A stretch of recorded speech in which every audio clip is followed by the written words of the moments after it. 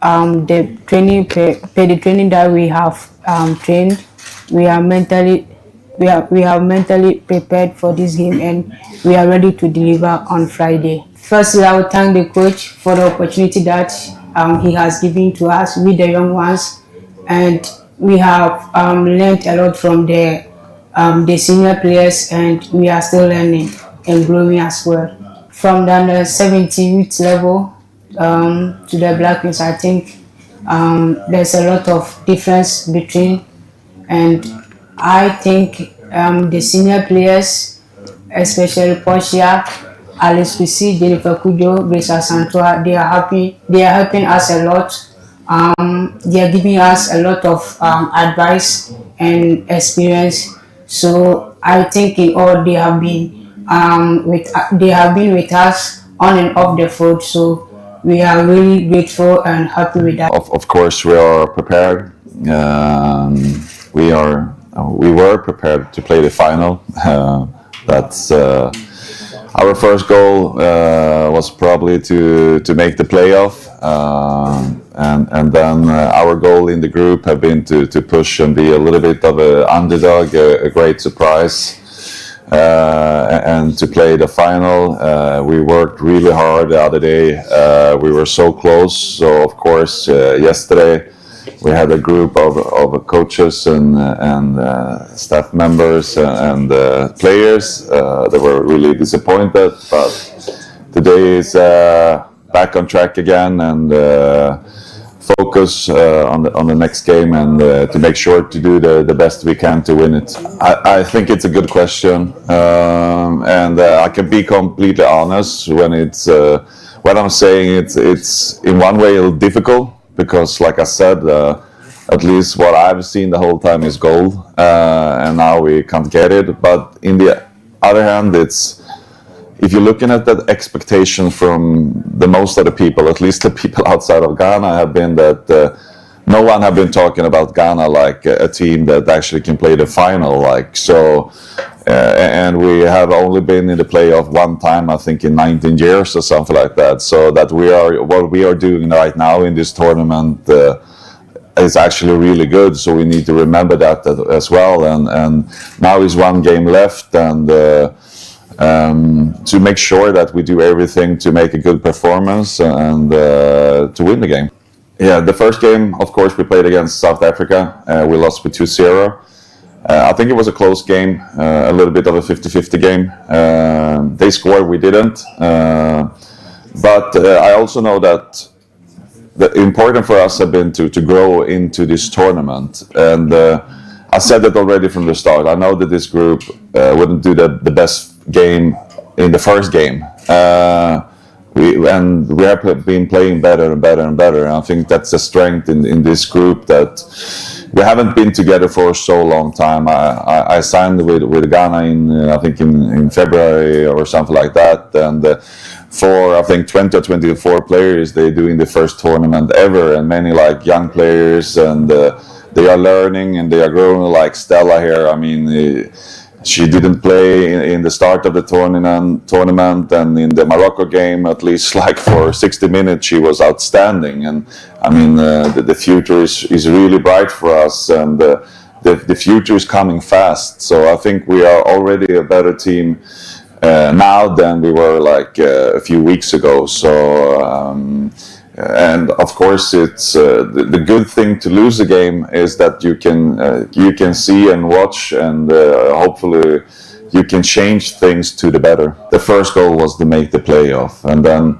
we also have talked that I think from the federation and everything, it's very clear that Ghana wants to be a top 4 team, like one of the big big ones up there that is fighting for the top 4, top 3 positions every year. And if you are like top 4 every time, then you sooner or later going to win the tournament. And we know that this is an upcoming World Cup in Brazil in a couple of years, and I think to qualify for that you need to be top 4. So this is a good statement for us that see that we are good enough to be top 4. We are good enough to go to the World Cup in the future. So all that reason is important. And I mean, if you're making the playoff, then the only goal, in my opinion, you can have is to actually win it. I mean, and then you take it game by game in those old words. But also for us, is also important to see that the process is going in the right direction. And I think we have been really brave in the way we are playing. We're attacking every team. It's one way to just sit and park the bus and have a fast striker. There are, doing goals, but there are other ways to actually be successful. And I think we took the other way, and it's do it as a group to work hard, to press, to tackle, to be in the movement, to shoot, to attack the opponent. And I'm extremely happy that we did that, because that's the toughest way to go. But we have done it so well so far, and I hope we can finish in the same way. We have prepared very well for this game, and the training that we have trained, we have mentally prepared for this game, and we are ready to deliver on Friday. Firstly, I will thank the coach for the opportunity that he has given to us with the young ones, and we have learned a lot from the senior players, and we are still learning and growing as well. From the under 17 youth level to the Black Queens, I think there's a lot of difference between, and I think the senior players, especially Portia, Alice Pisi, Jennifer Kujo, Grace Santua, they are helping us a lot. They are giving us a lot of advice and experience. So I think in all they have been with us on and off the field. So we are really grateful and happy with that. Of course, we are prepared. We were prepared to play the final. That's our first goal was probably to make the playoff, and then our goal in the group have been to push and be a little bit of an underdog, a great surprise. And to play the final. We worked really hard the other day.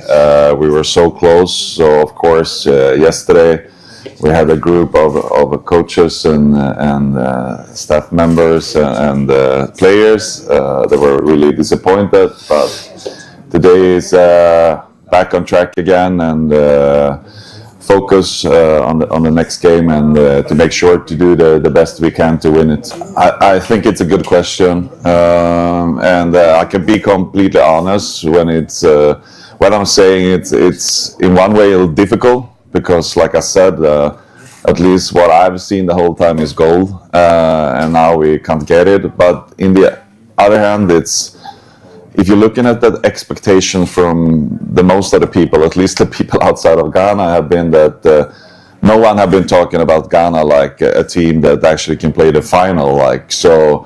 And we have only been in the playoff one time, I think, in 19 years or something like that. So that what we are doing right now in this tournament is actually really good. So we need to remember that as well. And now is one game left, and to make sure that we do everything to make a good performance and to win the game. Yeah, the first game, of course, we played against South Africa. We lost with 2-0. I think it was a close game, a little bit of a 50-50 game. They scored, we didn't. But I also know that the important for us have been to grow into this tournament. And I said that already from the start. I know that this group wouldn't do the best game in the first game. We have been playing better and better and better. And I think that's a strength in this group, that we haven't been together for so long time. I signed with Ghana in February or something like that, and for I think 20 or 24 players, they're doing the first tournament ever, and many like young players, and they are learning and they are growing, like Stella here. I mean, she didn't play in the start of the tournament, and in the Morocco game, at least like for 60 minutes, she was outstanding. And I mean, the future is really bright for us, and the future is coming fast. So I think we are already a better team now than we were like a few weeks ago. So, and of course, it's the good thing to lose a game is that you can see and watch, and hopefully you can change things to the better. The first goal was to make the playoff, and then we also have talked that I think from the federation and everything, it's very clear that Ghana wants to be a top four team, like one of the big big ones up there that is fighting for the top four, top three positions every year. And you know, if you are like top four every time, then you sooner or later gonna win the tournament. And we know that this is upcoming World Cup in Brazil in a couple of years, and I think to qualify for that, you need to be top four. So this is a good statement for us that to see that we are good enough to be top four. We are good enough to go to the World Cup in the future. So all that reason is important. And I mean, if you're making the playoff, then the only goal, in my opinion, you can have is to actually win it. I mean, and then you take it game by game in those old words. But also for us, is also important to see that the process is going in the right direction. And I think we have been really brave in the way we are playing. We're attacking every team. It's one way to just sit and park the bus and have a fast striker. There are, yeah, doing goals, but there are other ways to actually be successful. And I think we took the other way, and it's do it as a group to work hard, to press, to tackle, to be in the movement, to shoot, to attack the opponent. And I'm extremely happy that we did that, because that's the toughest way to go. But we have done it so well so far, and I hope we can finish in the same way. We have prepared very well for this game, and the the training that we have trained, we are mentally we have mentally prepared for this game, and we are ready to deliver on Friday. Firstly, I will thank the coach for the opportunity that he has given to us with the young ones, and we have learned a lot from the senior players, and we are still learning and growing as well. From the under 17 youth level to the Black Queens, I think there's a lot of difference between, and I think the senior players, especially Portia, Alice Pisi, Jennifer Kujo, Brisa Santua, they are happy. They are helping us a lot. They are giving us a lot of advice and experience. So I think in all they have been with us on and off the field. So we are really grateful and happy with that. Of course, we are prepared. We are we were prepared to play the final. That's our first goal was probably to make the playoff, and then our goal in the group have been to push and be a little bit of an underdog, a great surprise. And to play the final, we worked really hard the other day. We were so close. So of course, yesterday we had a group of coaches and staff members and players that were really disappointed. But today is back on track again, and focus on the next game, and to make sure to do the best we can to win it. I think it's a good question, and I can be completely honest when I'm saying it's in one way a little difficult, because like I said, at least what I've seen the whole time is gold, and now we can't get it. But in the other hand, it's if you're looking at that expectation from the most of the people, at least the people outside of Ghana, have been that no one have been talking about Ghana like a team that actually can play the final. Like so, and we have only been in the playoff one time, I think, in 19 years or something like that. So that what we are doing right now in this tournament is actually really good. So we need to remember that as well. And now is one game left, and to make sure that we do everything to make a good performance and to win the game. Yeah, the first game, of course, we played against South Africa. We lost with 2-0. I think it was a close game, a little bit of a 50-50 game. They scored, we didn't. But I also know that the important for us have been to grow into this tournament. And I said that already from the start. I know that this group wouldn't do the best game in the first game. We have been playing better and better and better. And I think that's a strength in this group, that we haven't been together for so long time. I signed with Ghana in February or something like that, and for I think 20 or 24 players, they're doing the first tournament ever, and many like young players, and they are learning and they are growing, like Stella here. I mean, she didn't play in the start of the tournament, and in the Morocco game, at least like for 60 minutes, she was outstanding. And I mean, the future is really bright for us, and the future is coming fast. So I think we are already a better team now than we were like a few weeks ago. So and of course, it's the good thing to lose a game is that you can see and watch, and hopefully you can change things to the better. The first goal was to make the playoff, and then we also have talked that I think from the federation and everything, it's very clear that Ghana wants to be a top.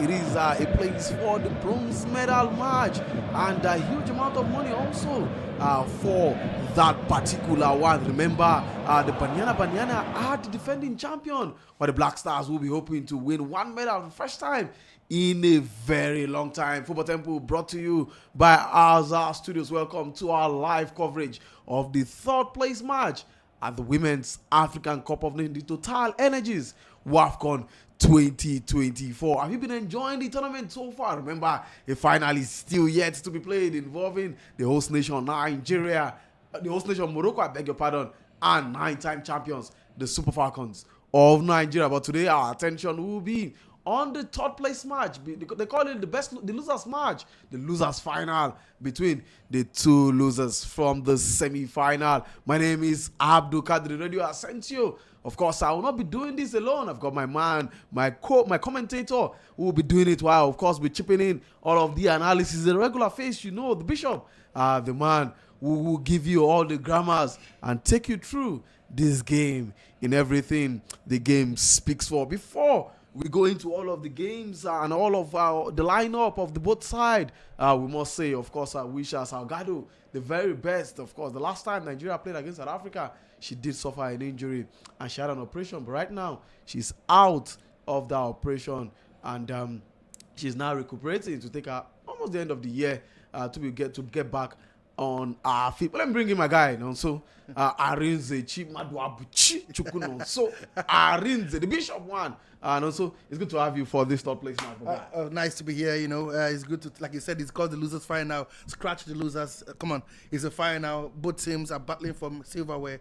Winner will go with a bronze medal, which is very important. In the European climes, they don't have this losers final. You just go straight to the final. But in Africa, we give you a chance for a rebirth. So for them, it's a chance for redemption, a chance to right their wrong, and of course to end the tournament on a high for both teams. Well, a chance to end the tournament on a high for both teams. Remember, of course, that the Black Queens of Ghana will want to add something to their name. For South Africa, it's, well, should I say, not the best of tournaments, you know, if you are defending champions and then you're now losing. It doesn't speak well. But let's take you through the journey of these two teams. Remember, both sides had met already in this competition. Yes, the two sides met already in this competition in the group stage. And we know what happened in that particular game. It was the Banyana who ran away with a 2-0 victory. Now, so far at this competition, the Black Queens of Ghana have played 5 matches. Yes, 3 in the group stage,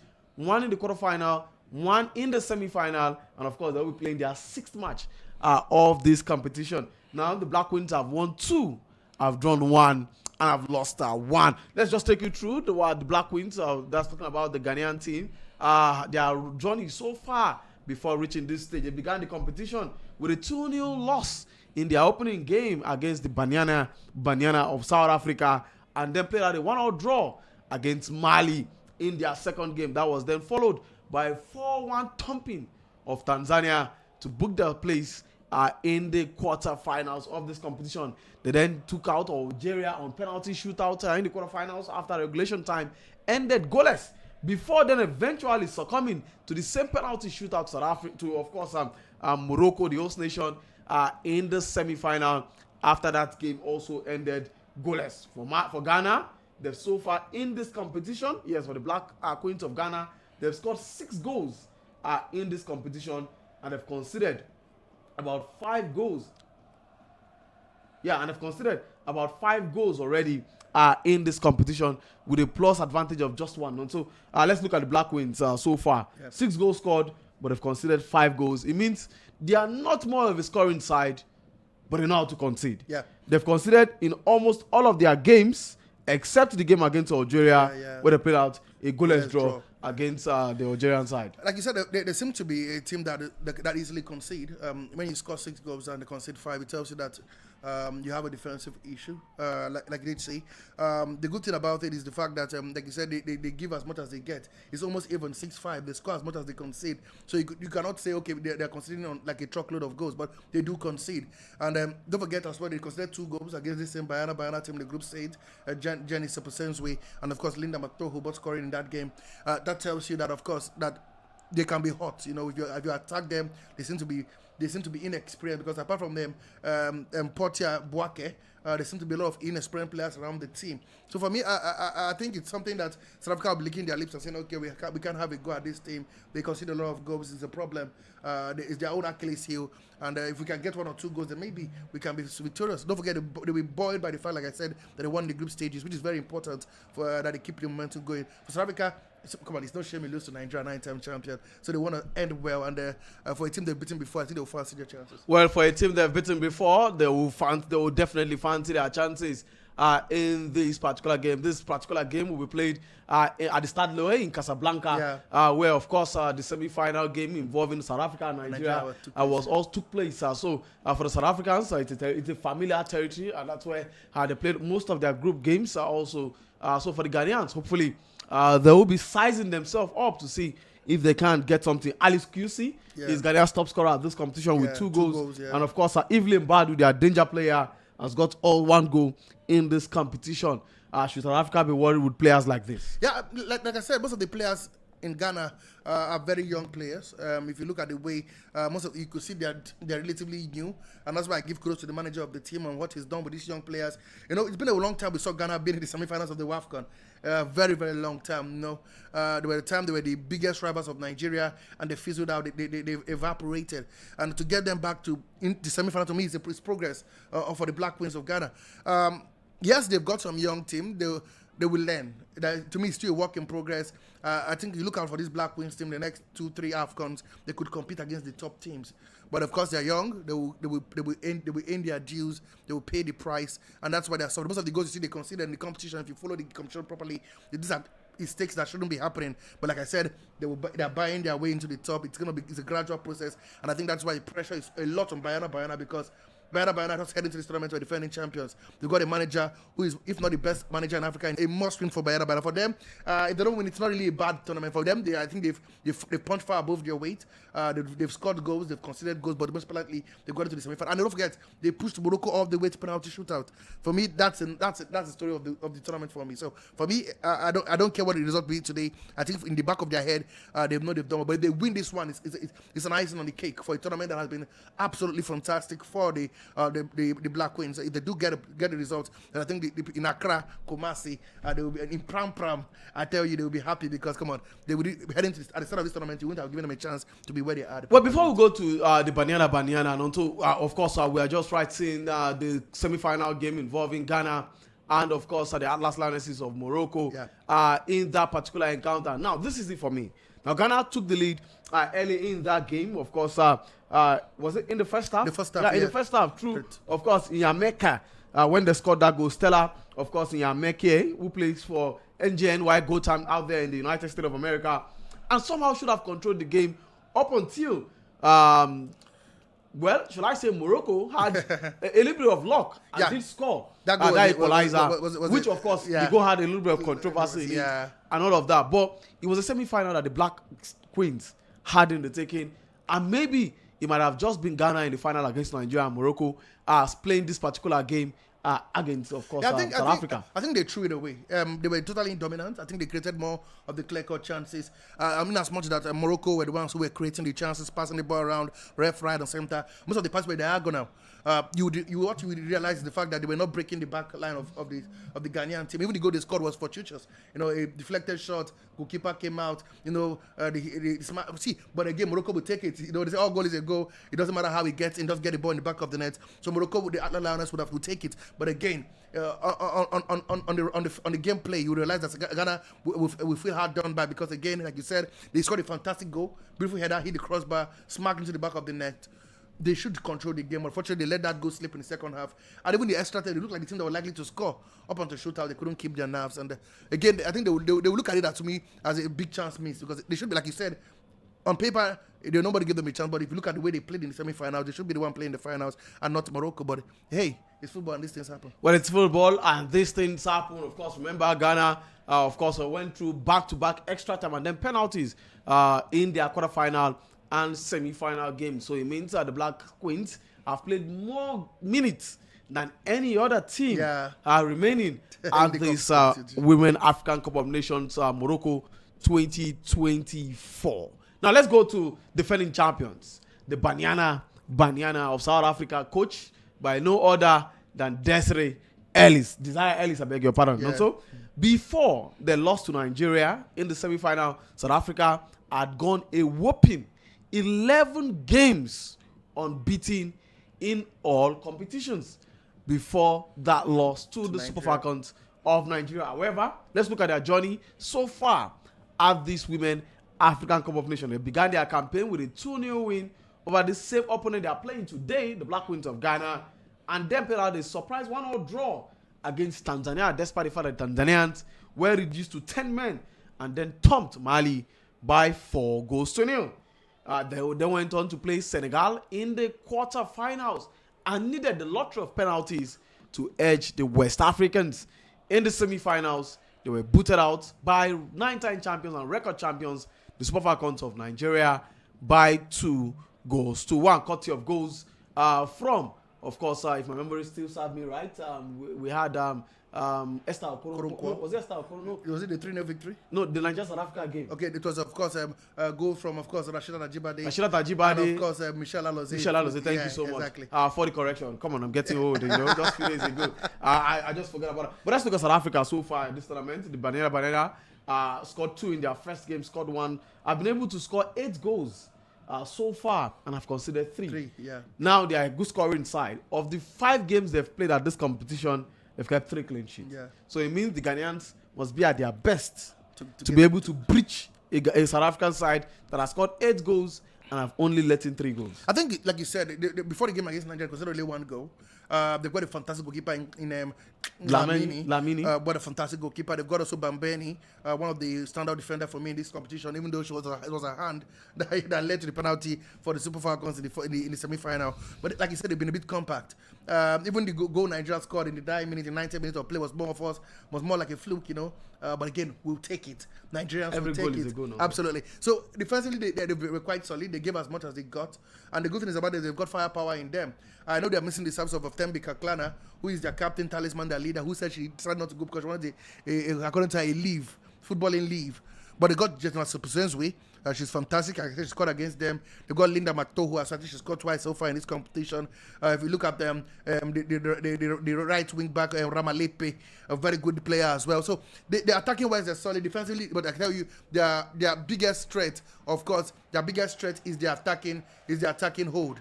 Very solid defensively. The fantastic goalkeeper in Lamini. They've got Mbambeni. Unfortunately, there is no Gabriela Salgado to play as a left wing back. But again, this tells you one thing. They understand that this team has been together for some time now. They've got a fantastic manager in Desire Ellis, a fantastic manager. And the way they set up and they play, they know what to play, how to play, and how to set up, So that makes them a very big threat. Like I said, Desire Ellis have been there for so long a time. Some of these players, Jean Rafael, has been there for a very long time. And they begin to form the bond, and that's what makes them solid defensively. So as much as they score goals, 8 goals, but again, I think the reason why they are here is because they're defensively solid. Well, the reason why they are here is because they are defensively solid. Talking about the Banyana of South Africa. We have 15 minutes to the kickoff of that particular encounter. Talking about the third place match at the Total Energies Women African Cup of Nations. It is the Black Queens of Ghana up against the Banyana of South Africa. But before we go straight to the action, we will, of course, give you the pre-match conference. Yes, the pre-match conference of the Ghanaian national team, where, of course, our coach Kim and Bokaye, the captain of Ghana, were speaking ahead of this game against South Africa and what they hope to achieve with this, and hopefully end the tournament with a medal. Let's listen to the coach and captain, and when we come back, we'll give you the lineup of the two teams that will be taking the starting lineup, I beg your pardon, from the two teams that we're playing in this third place match. Don't go nowhere. Football Temple will be back after this press conference ahead of the game.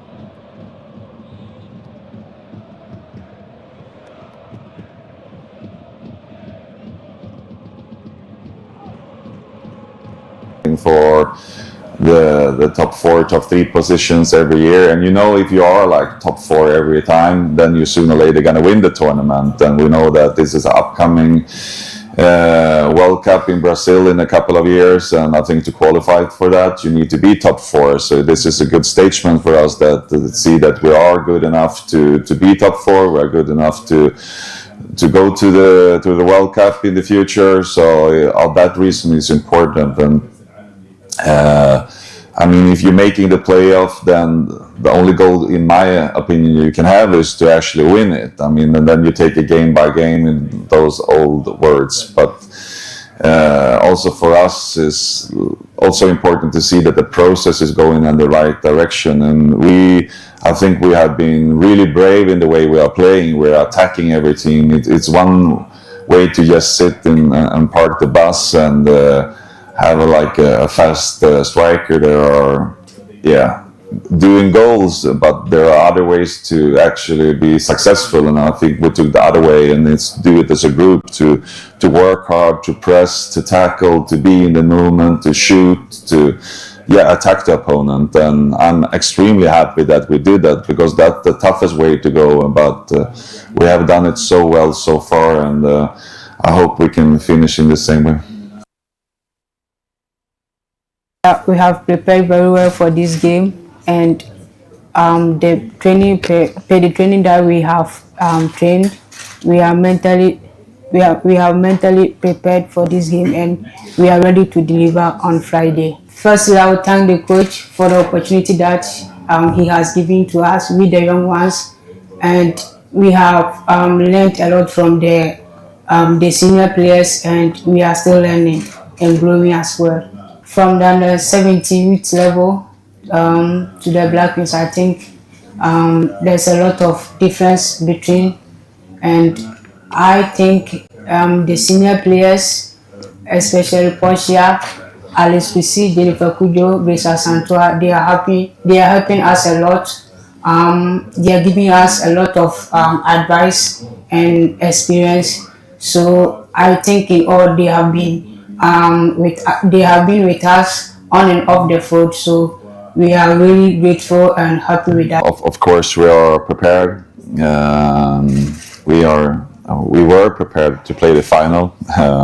That's our first goal was probably to make the playoff, and then our goal in the group have been to push and be a little bit of an underdog, a great surprise. And to play the final, we worked really hard the other day. We were so close. So of course, yesterday we had a group of coaches and staff members and players that were really disappointed. But today is back on track again and focus on the next game and to make sure to do the best we can to win it. I think it's a good question, and I can be completely honest when it's what I'm saying. It's in one way a little difficult because, like I said, at least what I've seen the whole time is gold, and now we can't get it. But in the other hand, it's if you're looking at that expectation from the most of the people, at least the people outside of Ghana, have been that no one have been talking about Ghana like a team that actually can play the final. Like so, and we have only been in the playoff one time, I think, in 19 years or something like that. So that what we are doing right now in this tournament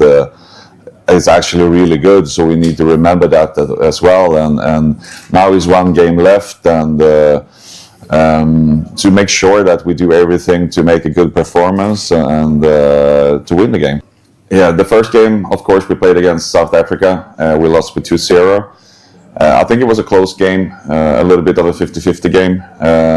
They scored, we didn't. But I also know that the important for us have been to grow into this tournament. And I said that already from the start. I know that this group wouldn't do the best game in the first game.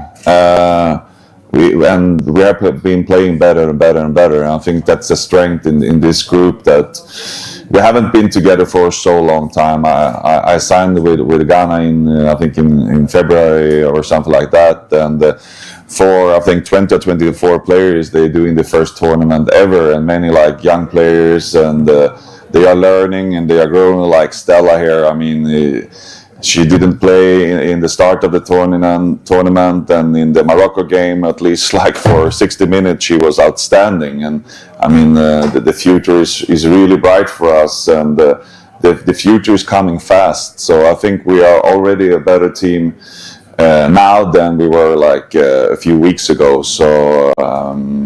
And of course, it's the good thing to lose a game is that you can see and watch, and hopefully you can change things to the better. The first goal was to make the playoff, and then we also have talked that I think from the federation and everything, it's very clear that Ghana wants to be a top 4 team, like one of the big big ones up there that is fighting for the top 4, top 3 positions every year. And if you are like top 4 every time, then you sooner or later gonna win the tournament. And we know that this is an upcoming World Cup in Brazil in a couple of years, and I think to qualify for that you need to be top 4. So this is a good statement for us that to see that we are good enough to be top 4. We're good enough to go to the World Cup in the future. So all that reason is important. And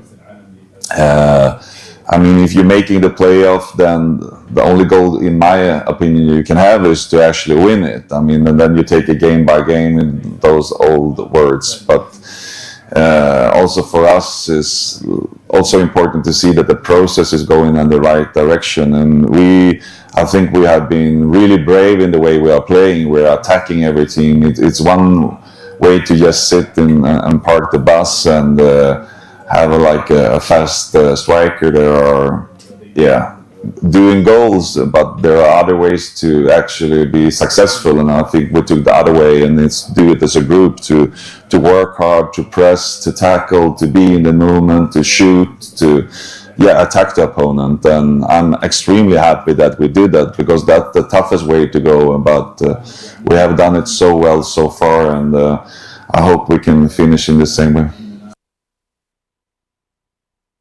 We have prepared very well for this game, and the training that we have trained, we are mentally we have mentally prepared for this game, and we are ready to deliver on Friday. Firstly, I would thank the coach for the opportunity that he has given to us with the young ones, and we have learned a lot from the senior players, and we are still learning and growing as well. From the under 17 youth level to the Black Queens, I think there's a lot of difference between, and I think the senior players, especially Portia, Alice Pisi, Jennifer Kujo, Brisa Santua, they are helping us a lot. They are giving us a lot of advice and experience. So I think in all they have been with us on and off the field. So we are really grateful and happy with that. Of course, we are prepared. We were prepared to play the final. That's our first goal was probably to make the playoff, and then our goal in the group have been to push and be a little bit of an underdog, a great surprise. And to play the final, we worked really hard the other day. We were so close. So of course, yesterday we had a group of coaches and staff members and players that were really disappointed. But today is back on track again, and focus on the next game, and to make sure to do the best we can to win it. I think it's a good question, and I can be completely honest when I'm saying it's in one way a little difficult, because like I said, at least what I've seen the whole time is goal, and now we can't get it. But in the other hand, if you're looking at that expectation from the most of the people, at least the people outside of Ghana, have been that no one have been talking about Ghana like a team that actually can play the final. And we have only been in the playoff one time, I think, in 19 years or something like that. So that what we are doing right now in this tournament is actually really good. So we need to remember that as well. And now is one game left, and to make sure that we do everything to make a good performance and to win the game. Yeah, the first game, of course, we played against South Africa. We lost with 2-0. I think it was a close game, a little bit of a 50-50 game. They scored, we didn't. But I also know that the important for us have been to grow into this tournament. And I said it already from the start. I know that this group wouldn't do the best game in the first game. We have been playing better and better and better. And I think that's a strength in this group, that we haven't been together for so long time. I signed with Ghana I think in February or something like that, and for I think 20 or 24 players, they're doing the first tournament ever, and many like young players, and they are learning and they are growing, like Stella here. I mean, she didn't play in the start of the tournament, and in the Morocco game, at least like for 60 minutes, she was outstanding. And I mean, the future is really bright for us, and the future is coming fast. So I think we are already a better team now than we were like a few weeks ago. So and of course, it's the good thing to lose a game is that you can see and watch, and hopefully you can change things to the better. The first goal was to make the playoff, and then we also have talked that I think from the federation and everything, it's very clear that Ghana wants to be a top 4 team, like one of the big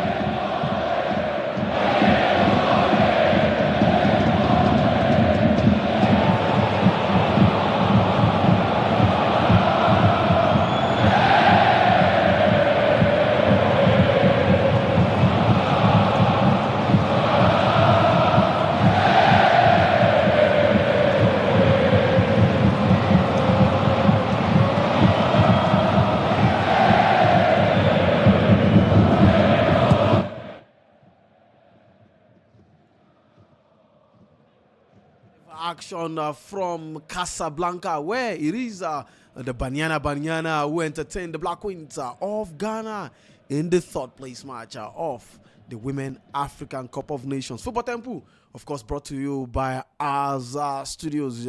Will be giving you up to speed, taking you up to speed rather, with this particular encounter. It is the third place match, the losers final, and the match before the final that will take place on Sunday. We are very close to kickoff, and the Bishop will take it over as we go straight to commentaries for this particular game. Also, okay, thank you very much, Abdul. And of course, like I would say, welcome to the live broadcast of the third place game of the Women's African Cup of Nations.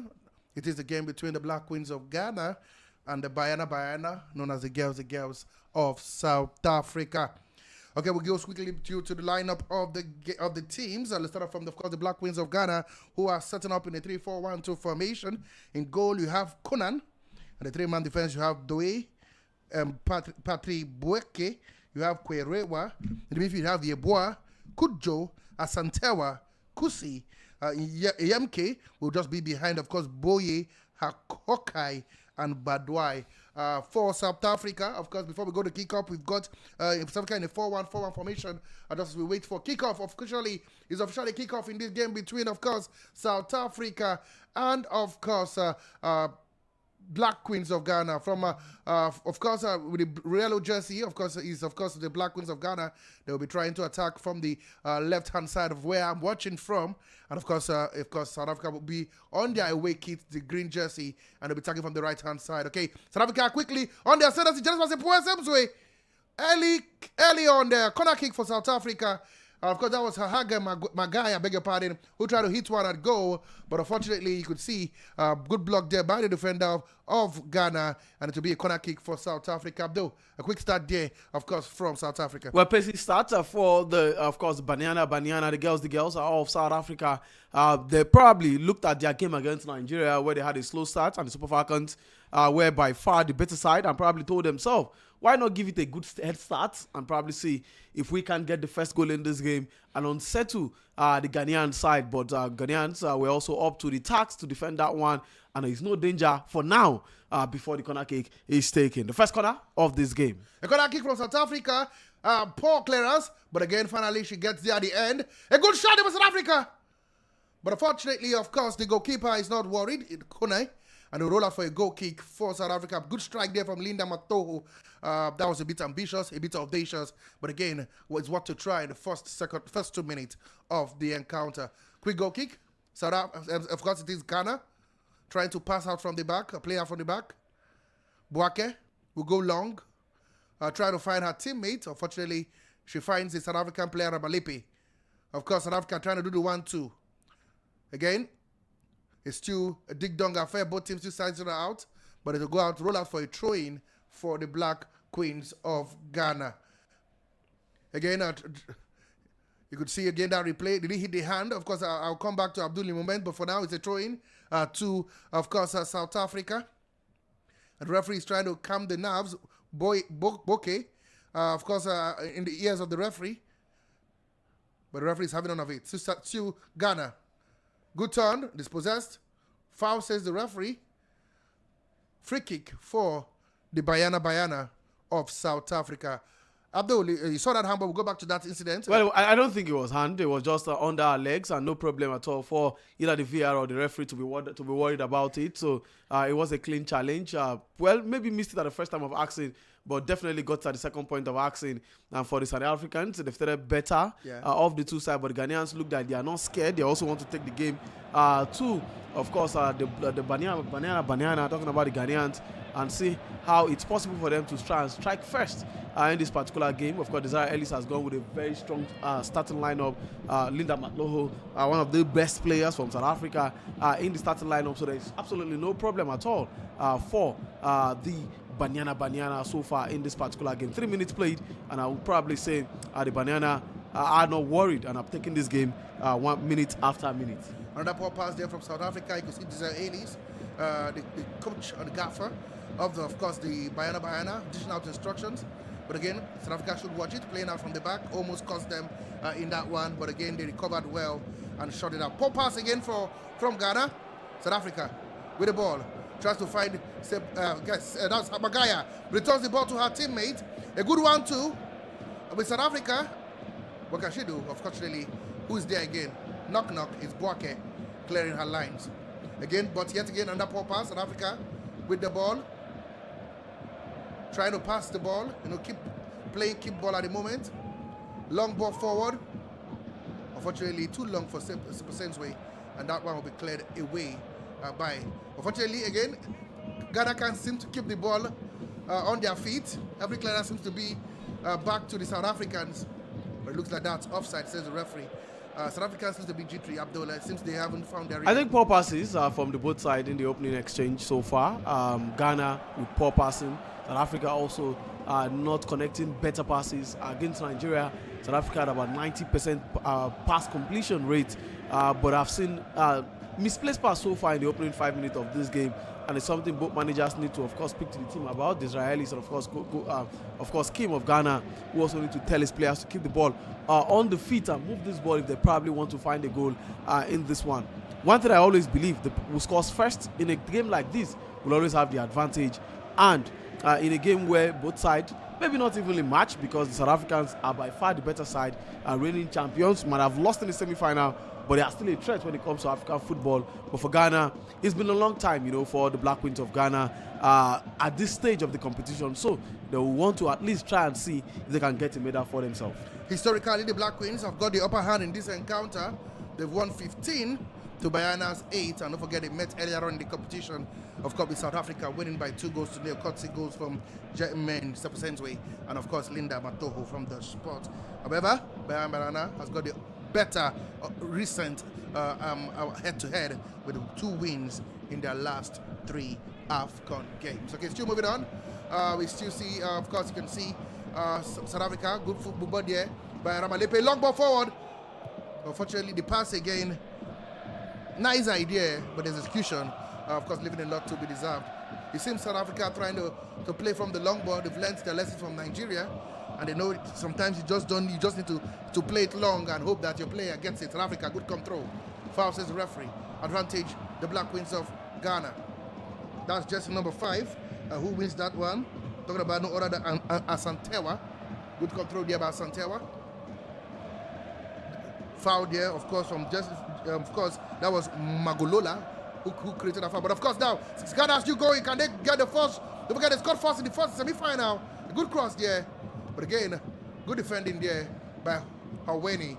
That will go out for a goal kick. But poor cross there from the Ghanaian player. Should have tried to find the player inside the box, but unfortunately, it will be a goal kick for South Africa, and they will not bother at all.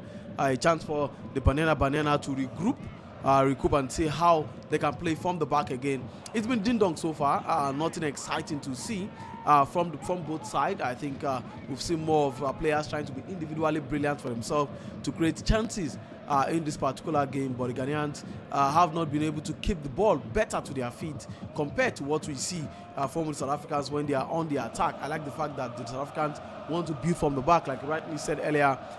They want to play the long ball. They saw what the long ball did to them against Nigeria. When you play that ball in behind the defenders, it could break lines when you also play it between the defenders, and it could cause a lot of problem. And when problems like that happen, you could also get chances to score. We know at this competition, who takes our chances, who score the goals. It's not how well you create chances, it's whether you can take those chances that will give you the goal. Because if you continue to create without scoring those chances or converting those chances, you probably end up either losing or forcing the game to extra time or possible penalty shootout, and that's something we probably don't want to see in a game like this. Throwing, of course, to South Africa. A long ball forward again, finding nobody else but the opposition. But Ghana still keeps it. Ghana with the ball, dispossessed. South Africa, can they create something? Unfortunately, again, another misplaced pass. It's looking like both teams can't seem to find their bearing at the moment. A long ball. Unfortunately, Lamine will come out and gather like a mother touching on her baby. Of course, it's still South Africa. Ramalepe, poor pass there, but the rollout for a throw-in. Of course, that's Haweni in just number 5, playing in the right back position today for the Bayana of South Africa. Bayana still with the ball. Of course, Ghana keeps the one. Ghana with the ball. Good pass there in the midfield. Good control there. As they try to build, good movement there again, but going nowhere. Back to our centre back partner. A long ball forward again. Ghana trying to see what they can do, but of course again for the opt-in time to no one in particular, and a throw-in for the Bayanas. Well, of course, you look at the Black Queens of Ghana, their 12th appearance at this competition, that just probably say they've attended all but one of the Women African Cup of Nations, finished runners-up 3 times in 1998, 2002, of course, 2006. However, ever since the turn of the 2010s, the Black Queens have begun to suffer in women football, and we are no longer seeing them go back to the days of the Memunatu Suleiman, where the Ghana used to be a force in African football. They were Nigerians' arch rivals, you know, when you talk about Ghana, Cameroon. In fact, Ghana were Nigeria's first arch rivals in women's football on the continent, before the likes of Cameroon came into the party, Equatorial Guinea came into the party, when Malabo, of course, where they hosted and won the competition, and then up until recent South Africa, and now, of course, the new bride of African football, talking about the Atlas Lionesses of Morocco, where everything seems to be working for the Atlas Lions of Morocco. So for Ghana, I don't want to, of course, probably look at the fact to say they are West African brothers, they are neighbors and all of that. But I do think that the Ghanaians should find something good in this particular game. I'm impressed with what I've seen of Ghana in this competition, but definitely 2 wins from 5, maybe not a good record, but the fact that they are in the semi-final back is something to cheer about for the Black Queens of Ghana. 11 minutes of football played, still yet to find a shot on target. That was dangerous play there, but of course, Bambane, she escapes that. She finds Ramalepe, and Ramalepe goes back to the goalkeeper, Lamini, back to Ramalepe, playing as a left back this time today. Lamini. Again, South Africa trying to be patient and build from the back. Now she goes long. The same target would always be. Again, throw in there for South Africa. That was Kasani who was dispossessed. And that'll be a throw in for South Africa. She looks like she's a bit jaded, a bit tired, but a long ball forward. Again, to no one in particular, throw in to the Black Queens of Ghana. Again, both teams can't seem to find the breakthrough ball, the final pass to break the defense of each other. Well, not surprised at all, until we must be honest with ourselves, not surprised. This is probably 2 teams who the tournament no longer interests them. If you lose in the semi-final, and that's why, of course, when you look at the European competitions, once you lose in the semi-final, of course, it ends there, you know. Who wants to play the losers final? Nobody wants to come back and play a final that has probably nothing really worth it, you know, involved in it. But when you look at it, there's money involved in this one for the both teams. There's also a medal, you know, involved for both teams in this particular competition. And maybe just 1 or 2 players that will be looking at themselves and say, maybe I could force myself to a bronze player of this tournament, or a goalkeeper like Dalami will probably say, maybe Chamakan and Dozie will be given a bucket full of goals in the final, and then she'll just look at herself and say, maybe there's a slight chance I win the goalkeeper of the tournament and all of that. So for me, aside all of these, you know, the third place game is always one that teams don't go into with their full strength, knowing fully well that the morale is down already. You've lost a semi-final game. For example, of course, South Africa did not have enough time when they traveled for the game from Nigeria to Casablanca. They were not playing in Casablanca. They stayed in Casablanca again, you know, and all of those things are also contributing factors, you know, to the team. But 12 minute, 13 minute play so far, you could see the energy on the players' body. You could see the heat on their body. It's hot in Morocco out there. The players are playing to their full ability, and both nations know that a strong finish puts them in a better position, you know, in terms of ranking, in terms of seeding and all of that, and that's why they want to also play for national pride. Another wayward free kick there by the captain of the team, Boake. Of course, Santewa was fouled there by Tandi of South Africa, but unfortunately, the set piece again not fully utilized by the Black Queens. Against South Africa playing, living dangerously, trying to pass from the back. Dlamini closed down there by the Black Queens. South Africa survived that one. You would ask again, why play from the back? But again, this is modern football. You can't take this away from that. Free kick, of course, to South Africa. Akema a foul there on, of course, just number 3, Aweni. Dlamini moves the ball. Try to find Bambani. Bambani with the ball. A long pass to the midfield. Still South Africa, try to build. Moves the ball to the right. Owini with the ball. They try to get a long pass blocked. South Africa loses possession. Ghana picks it up again. South Africa wins back the possession. It's looking like, again, another poor pass from South Africa, but Ghana still keeps it. Again, South Africa recovers. Like I said, it's looking like a game of chess right now. Both teams, of course, can't seem to keep the ball. South Africa is possessed. Can she get a shot at goal? No, she holds on the play. Finds her teammate. Kusi with the ball. What can Kusi do? Kusi gets past her marker. Can she get a good cross in? A good cross! A chance! Blessed over the bar. What a miss, Nonso, from the banana of South Africa. The Black Queens. The Black Queens, I beg your pardon. That should have been the first goal for Ghana in this particular encounter. The first real chance we are seeing in this particular encounter. And of course, it fell to Bodua, the jersey number 9. Absolutely. And she scooped it, you know. That should have been a goal. That's not how she should not be converting from almost in front of the goalpost with the goalkeeper begging for mercy there. That's just a ball she should tap in. A simple tap in. Chiwedu will see this kind of football and smile to the heavens and say, God give me this Thank every you day very and twice on Sunday. Yeah. But it is signs that South Africans can also attack. It's a sign that the Black Queens have it in them. Yes, I beg your pardon, the Ghanaians have it in them and can hurt the South Africans if the chance appear to them. But definitely jersey number 9 for Ghana should be converting that ball. That's a golden opportunity for Ghana to take the lead in this particular encounter. Absolutely, Kusi has been really lively there at the right-hand side of the attack for the Black Queens. But of course, South Africa are on the rampage, on the counter. Again, another poor pass. Still South Africa with the ball. Linda. Of course, Linda tried to be clever, but too clever it is. And that would be offside there for the Black Stars of Ghana. But again, one pass too many for South Africa, and it's hurting them. But before I go back to the game, of course, Abdul, how important has Kusi been in that right wing for the Black Queens of Ghana? But I think she's played the role very well. Of course, coming back, going in front, and being able to man the right hand position for there. You look at the fact that South Africa look like they're deploying a 4-3-3, but when they go and attack, they switch to a 4-2-2 immediately. But there's something the Ghanaians have done is the fact that, one, they do know that they have the physical strength, which they've used to their advantage. South Africans are struggling for physicality in this particular encounter. However, the biggest problem of Ghana is the fact that they cannot keep the ball on their feet. They lose the ball too much easily, and it's always a chance for South Africa to be able to of course, attack them. Of course, ball possession shows that Ghanaians have had 35% of the ball compared to 64 of the banana in this particular encounter. So for me, Ghana are using their physicality very well. Matloho is struggling up front. You know, the physicality is a problem for her. She cannot compete with the Ghanaians defense line in terms of physicality and all of that. So the Ghanaians are using it well to their advantage. The South Africans now need to be technical to find a way around the Ghanaian backline. Okay, of course, a foul there. A player down. That's Boake, just number 17, the captain of the Black Queens of Ghana. She holds her face in disgust. She claims an elbow, but referee's having none of it. A drop ball there for South Africa. Quickly played.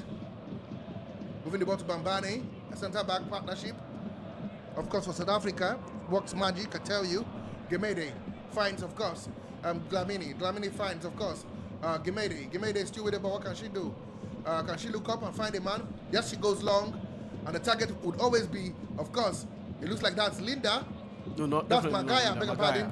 Magaya, good pass from Linda trying to find Magaya. But Ghana, of course, standing tall. Like I said, as much as they've been giving much as they've got so far in this encounter, and for every time the South African teams move forward, there's always an answer for them. South Africa still with the ball. 1-2 passes.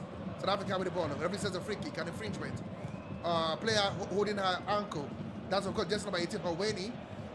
The centre-back partnership. She looks like she's in pain, but I think she will be able to continue. That was a big a starter on her ankle. That would hurt all day long. But South Africa would continue. Dispossessed quickly by Ghana. Can she find her man? She does. Ghana building from the back. Again.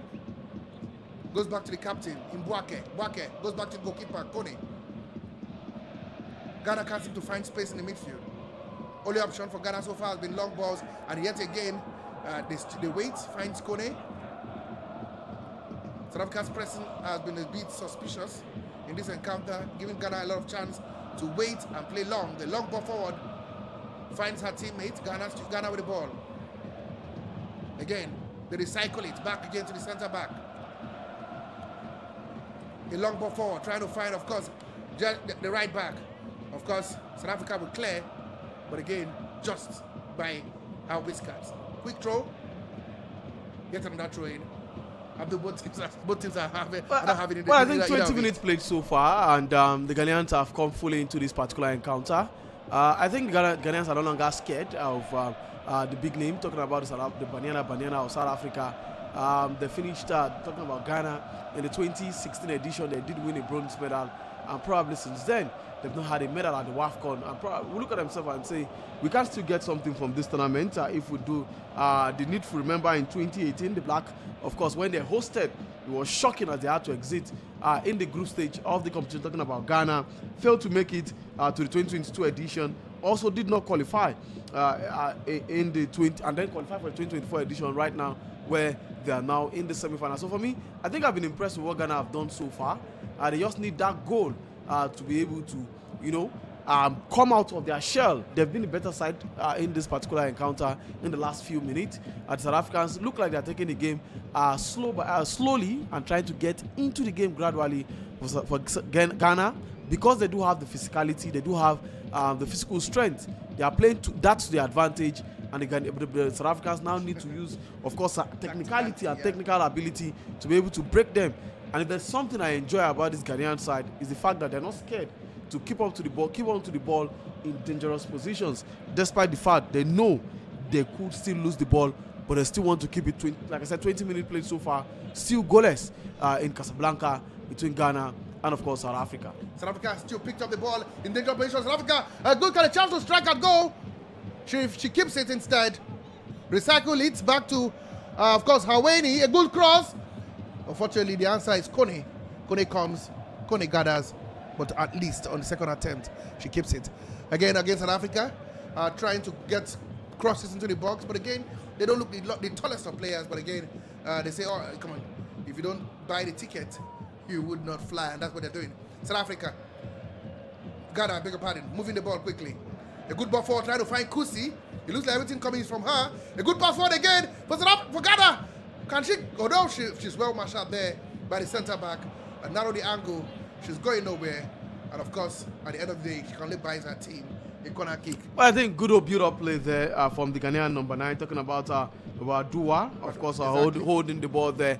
She's shown her physicality up front and showing why she's the right person to lead the line. I probably like the way she's been able to insert, she's been able to enter this game well, insert herself into the match, make the South Africans feel her impact in this particular encounter, and that's what you want to see from your number 9. You need to have a number 9 who has the physicality, who has the technical ability, who can also convert when the chances come. Unfortunately, when she had one, she couldn't put it in the back of the net. It could have been a different story entirely in this particular encounter, but she's doing the job up front, and I must, of course, praise her for doing so. And of course, look at the Ghanaian captain, Boake, I beg your pardon. Okay, yeah.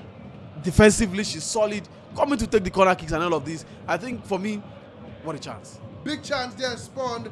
Boake coming in, a good delivery, but of course it's Kusi with the head on the ball. Great header, but unfortunately the direction missing. Goal kick. South Africa again, big chance wasted. Well, big chance, of course, wasted. She was left on mark by South African defense. She came out of her marker and had enough space to head the ball, even though she could not direct it well to goal. But the South Africans will tell themselves that, thank God, of course, look at Desiree Ellis looking at herself and say, of course, why would she not be worried? Our girls are giving chance upon chance to the Ghanaians, and it's only a matter of time the Ghanaians will definitely strike, because if the balls keep coming to their favor, it is just a matter of time and they will strike. Yet another one, but this time around, Lamine is lucky. Lamine, I beg your pardon, is lucky, and it will be just a goal kick for South Africa. Again, goal kick again, another big chance, a good header. Unfortunately, Lamine misjudging the bounce of the ball, just saved by the bell. The striker, a chance here, but again, Lamine played with fire. But of course, you can see the fact that, of course, South Africa recovered that one. But again, I think the too much pass, one pass too many in the back line could just be that Achilles heel, could be the issue for South Africa come the end of this game. But now South Africa with the ball, a good pass forward, trying to find Hamaka. Unfortunately, Ghana like I said, physically strong, will keep that one. Ghana with the ball. Foul, says the referee. And rightly so. Just some few inches away from the center circle, and that is a Yanke who's fouled in just number 14. It's hand-to-hand moment for her. But of course, that was really a foul there. A big barrage there, big hit at the back there. Caught Tirama Lepe. She takes no prisoners in that one. Well, definitely takes no prisoner. Talking about the captain of the Banyana Ramalepe. Doesn't want to take any chance. Of course, leaving nothing to turn. The area chance there. Of course, escaping the hands of goalkeeper Lamini. That looks like poor goalkeeping. See, if you look at the semi-final game against Nigeria, there were plenty of errors from the goalkeeper from South Africa. Vomited the ball several times, let go of the ball when she could have done better with the ball. Her grips look like she's struggling with it, always catching the ball at the second time of asking. It is only for an attack that is very potent and sharp to take advantage of scenarios like that. And that's why when you look at, not to bring down the women's game, of course, when you look at the men's game and the women's game, when a team notices a default in the goalkeeper, they begin to hit the ball. Hit it to her so that she can always push the ball out. And then a rebound will happen. Spill the ball for a rebound. And I think that's what the Ghanaians should be looking at. Once you have a chance at goal, take the shot to Dami. She would definitely push the ball out for you. And then there could be a Ghanaian player on the rebound, to put the ball, tap it home just for the first goal. So for me, catching the ball has been a problem for her. Struggles with saves. Take it at the second time of asking. If the Ghanaians can go direct to her with shot, hit the ball to her directly, maybe she could push one out. And of course, Badua, the number 9, the striker of Ghana, might just be finding the back of the net one of those balls. Wait and see how things pan out. Of course, it is 26 minutes, if I'm not mistaken, gone so far in this game. And as you can see, both teams have still failed to walk the goalkeeper. Yes, shots at goal, but of course, they've been way off target. South Africa, a long ball forward, trying to find her teammates, but unfortunately, again, there seems to be a Ghanaian defender every time South Africa attacks. Kusi with the ball.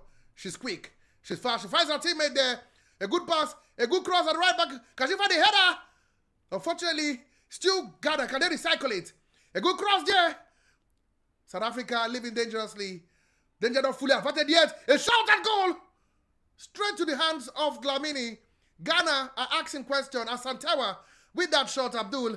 Ghana seems to be the team knocking at the door. They're huffing, they're puffing, but yet to blow the house down. Well, of course, a shot on target for the Black Queens of Ghana. One that they will probably tell themselves that they deserve. I think the first of this game, if I'm not mistaken.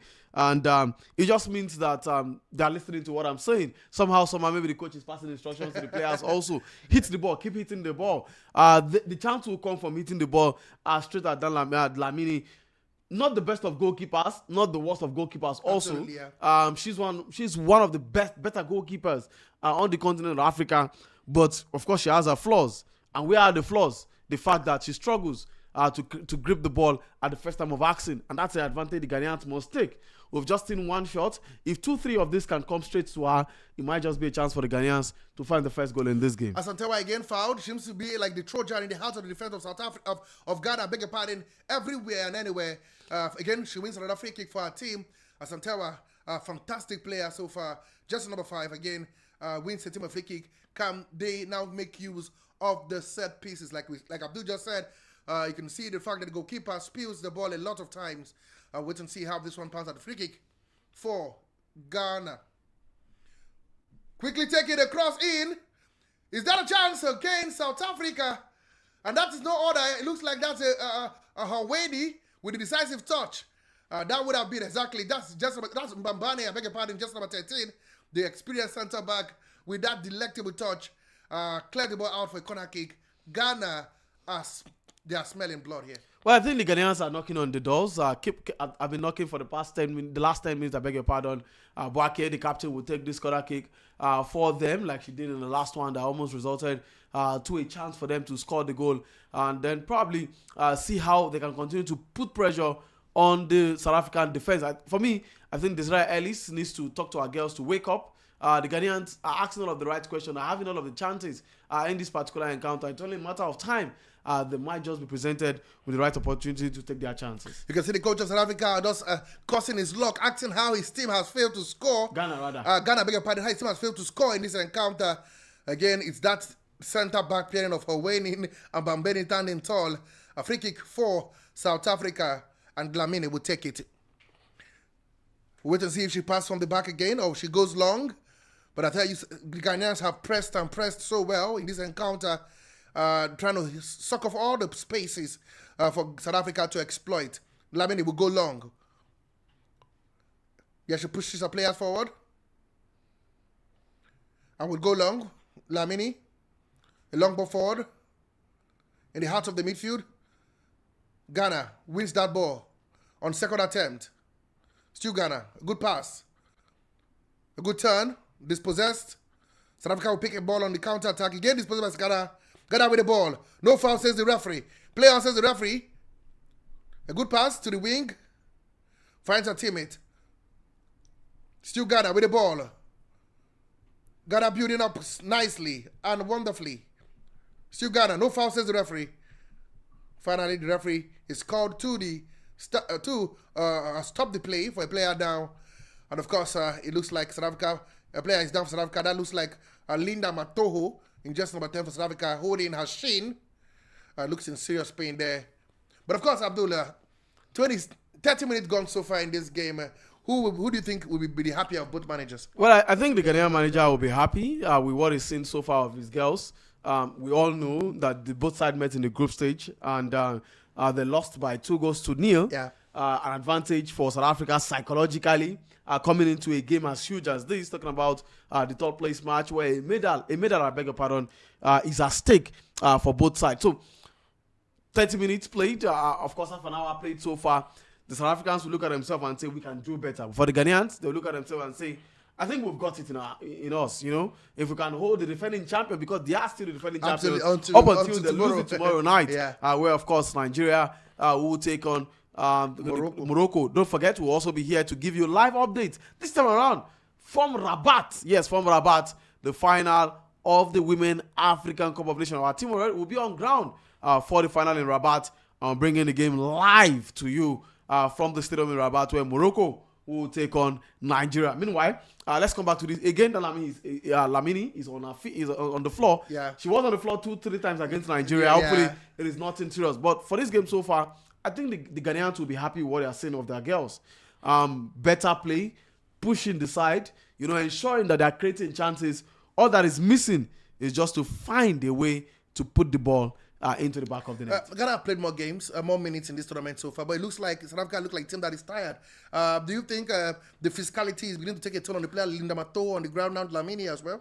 Well, I think when you play Nigeria and Ghana back to back, you've played two physical side, and no forgetting, South Africa also played Senegal. Absolutely. On that physical side. Exactly. So it will take a toll on the players, whether I would like it or not. You cannot imagine playing 3 West African teams back to back in the competition. You know that the strength of West Africa is strength. The Senegalese were taller. The Senegalese were more physical than the South Africans. Yeah. And South Africa struggled for aerial duels, against Senegal. We saw it against Nigeria. There was absolutely no South African player that could stand the likes of Chiwedu Oyezu up front. They all struggled, If not that, the Falcons were wasteful in the first half of that particular encounter. And now against the Ghanaians, Badwaye, the captain, the jersey number 9 of Ghana, Badua, I beg your pardon, she's having a few days up front, enjoying herself. The South Africa find it difficult to contain her because of the physical strength. So it will take a toll on the players, because every time you try to make an attack or you try to defend, the physicality is there to outshine you and outmuzzle you, and it could definitely be a problem for any team. The game is back on, of course, with Ghana, who finally losing the possession to South Africa. A back pass to Dlamini, who takes no chances, clears.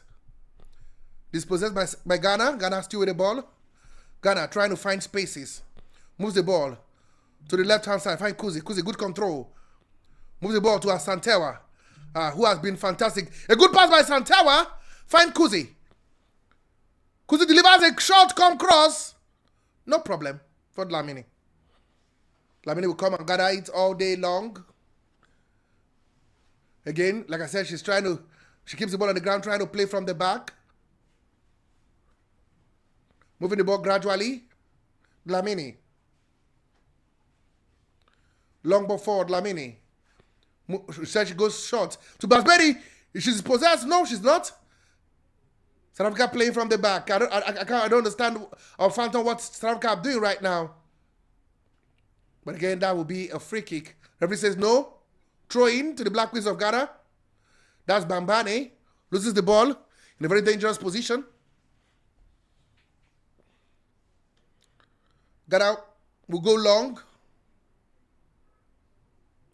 A long ball trying to find Badua. Still Ghana. Get past one. Unfortunately, South Africa has got answers, and that will be a free kick advantage. The Bayana of South Africa. The fans of Ghana are screaming and dancing to the heavenlies and hoping that the God of soccer smile at them. Foul there was committed by jersey number 15 of Ghana on, of course, Rama Lepe, if I'm not mistaken. Sorry, that's Kasene. Of course, who was the player who was infringed. And of course, it's jersey number 5, 15, I beg your pardon, no other than Yabua, the culprit for that foul. Throw in, advantage Ghana. A long throw, that would be. Don't forget, it is Jogrin, the coach of Ghana, the foreign manager for the Black Queens, versus Desire Ellis, the African coach of the year. Long ball forward. Cleared. Still Ghana. Long ball. Try to find her right back. Can she deliver something good? A good cross there in. Dlamini will gather.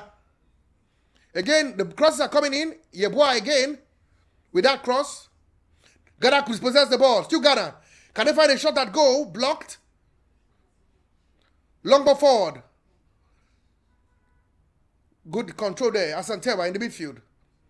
Still Asantewa. Try to find the pass. Blocked by South Africa. Linda Matoho. Get past one. Still Linda.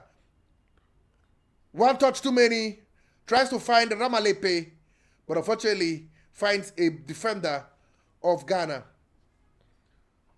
Boakwe. This is by South Africa. Can she get a good cross in? That was very complacent there by Boakwe, the captain, in our own half, but unfortunately South Africa survived that one. Ghana survived, I beg your pardon. South Africa recovers. Still Ghana. No foul, says the referee. A long ball forward. Lamini comes out. Shepherds the ball to her centre back. Long ball forward. Finds no other than how Kasena. Kasena moves the ball. Find Linda Magaya. Magaya tries to find her marker. Still South Africa. Jennifer Sepusenswe. A good pass there. But Kone will come. And Kone will get. No problem for the Black Queens of Ghana. Jennifer Sepusenswe had all right to go for that one, but unfortunately she's fast, but she's not fast enough. Free kick to the Black Queens of Ghana. Kone. A good pass there by Hilda Magaya, but Kone comes out and fetches for the Black Queens of Ghana. Good goalkeeping there. Brave goalkeeping there by Kone, the shot stopper from South Africa. She's doing some medical treatment. Talking about Kone. She was clattered there by Jamin Sepusenswe. The fans of Ghana clapping their hands, dancing, stomping their foot, trying to cheer their team on. Do you know they can, of course, to get the fans, the players up, reel them up. Like I did tell you, the first time they met in this competition, it was South Africa who smiled to the bank. 3 points in the bag, 2 goals, and a 2-0 victory against Ghana. So Ghana will try to right the wrong, if and only if they will be getting a bronze medal in this encounter. Slowly but surely, we're getting to halftime. 38 minutes gone to the halftime mark. And both teams still has failed to create a beautiful, clear-cut chance. They've been sparring, they've been jabs, but still no team yet have hit the bullseye or have gotten a knockout punch, at least not yet, at the Lebi Zuali Stadium in Casablanca. Ghana. Foul, says the referee. Free kick, South Africa. Hilda Maguire. Foul there. Hilda Maguire. A good shot. Come cross. Try to find Kasane, but it will go straight to the goalkeeper in Kone. A long ball forward by the captain, Boake. And of course, Hawene will shepherd that ball out for a throw-in for South Africa.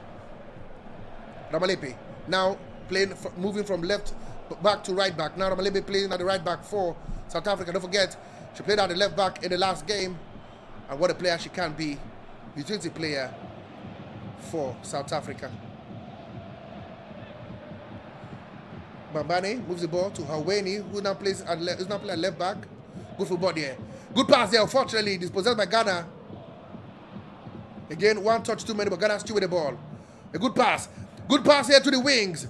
Finds Yeboah. Yeboah good. Oh no. The cross had only a good the power, but of course the execution was out of the mark. Against South Africa, living dangerously, trying to pass from the back. Defiant, adamant. Conward made they want to keep the ball. South Africa. Good control. Moves the ball to the midfield. To the wing. Finds Hawene. Hawene finds Kasane. Kasane, good turn. Still South Africa. Yeah, she gets past Hamaka. Goes long. Finds a Ghanaian instead. South Africa still with the ball. Linda goes to the wings. Hawene. Back to her center back. Gemade. Good control. South Africa finally getting the domination. Oh no. The cost of my words. So kind of keeps the ball away. But she runs into a roadblock, throwing to Ghana. Well, 41 minutes played now, so it's looking like this game will be headed goalless at halftime because the both sides look like they don't want to score at any point. Just want to enjoy this game. Look at themselves and say, you know what, we've sized ourselves up, but never say never. Yeah. Remember the Nigeria game versus South Africa was destined for a goalless first half until the penalty scored by Rashida Ajibade after that handball by the South African team gave, of course, the Super Falcons the needed goal in the first half. So maybe a goal before halftime will probably lighten the mood of either of the side and probably see the other come out of their shell in the second 45 minutes. But for me, I think if you look at this half so far, the Ghanaians no doubt have been the better side. The Ghanaians look like the more threatening side, and the Ghanaians also look like a team that want to actually score if the chance presents itself. However, the South Africans are taking their time, probably tired, probably jaded, probably not interested. Psychologically, it could also be a problem. The Salgado injury, and every player is looking at it and saying, it could be me. It's Salgado yesterday. It could be me today. Yeah. Maybe careful with the kind of tackles that go in and all of that. After the game is not really that important. Exactly, it's not really important. It's a third place game. Win, lose, draw. They've done their part in this competition, and anything that wants to happen should probably just happen. South Africa living dangerously. That was a big chance. A good cross there, of course, by Yeboah. And of course, that will be a corner kick for the Black Queens of Ghana. It looks like for every time Ghana moves forward, it looks like they're going to score. But again, the final ball letting them down when you least expect it. Corner kick for the Queens. Can they be coronated today? We'll wait and see. For the girls, they want to become the women of the day. That's only if and only if they can get past this Ghanaian team. Boake will take it, the captain of the team, just number 17. Can she find either Boye, Babdua, or maybe Kusi? A good cross there. Nobody comes and spills it. But she got us in the second time of asking. This time I had no problem with Lamini. Like I said, I think, see, it's an easy template, You look at the Ghanaian, the South African goalkeeper, and you see struggle. Of course, the referee had come to our rescue. Aid, yeah. In that one. But you could see the struggle is visible on her. The Ghanaians just need to work on it more, you know. But that was shambolic goalkeeping. It's been a hallmark at this tournament, you know, struggling to gather the ball at the first time of asking. But I love the fact that she kept her eyes on the ball, not losing sight of the ball, which is very important, you know, and still going on to grab the ball at the second and third time of asking in that one. If the Ghanaians continue piling on the pressure, the goal might just come. There was a VAR check. I don't know what that VAR check was for, but finally the game would continue. It was hands and mouth moment for South Africa, but the referee says no problemo, no problem at all for, of course, South Africa. Long ball, Kone. What is Kone thinking here? A time South Africa is the first goal. That was a schoolboy error. What a howler! Absolutely Out howler of the blues. and that is Matandi with a goal just before halftime. At the stroke of halftime, Kone was not only sleeping, she slumped, she slept into coma. And who's there to tell you thank you very much? Matandi picks up the pieces and slot the ball into an unguarded net. Now that's a terrible mistake. Terrible mistake by anybody. The first one was an awful control and then let the ball to the South Africans. And the South Africans, you know, come on. It's a terrible way to concede. She will look at herself and say, what exactly went wrong? You know, what exactly? And Matandi told herself, thank you, everybody. Thank you for giving me that goal. Thank you for gifting me the goal. It is 1-0 for South Africa.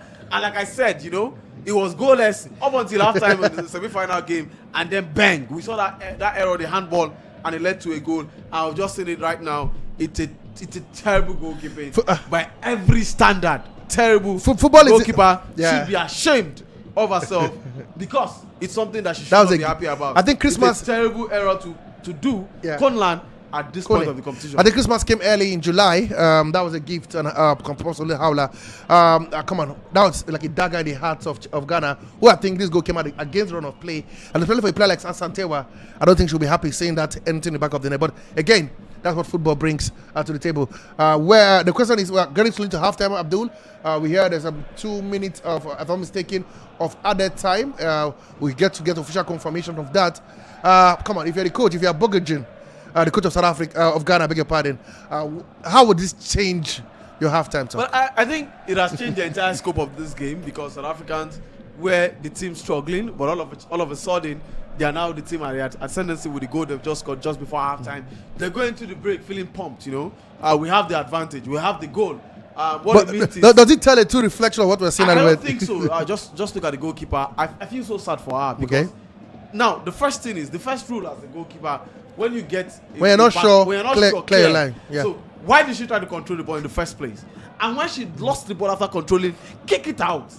Why try to guide the ball? Just look at it on replay. Now she lost the ball. Of course, just whatever she tried to do in her head, she was undecisive.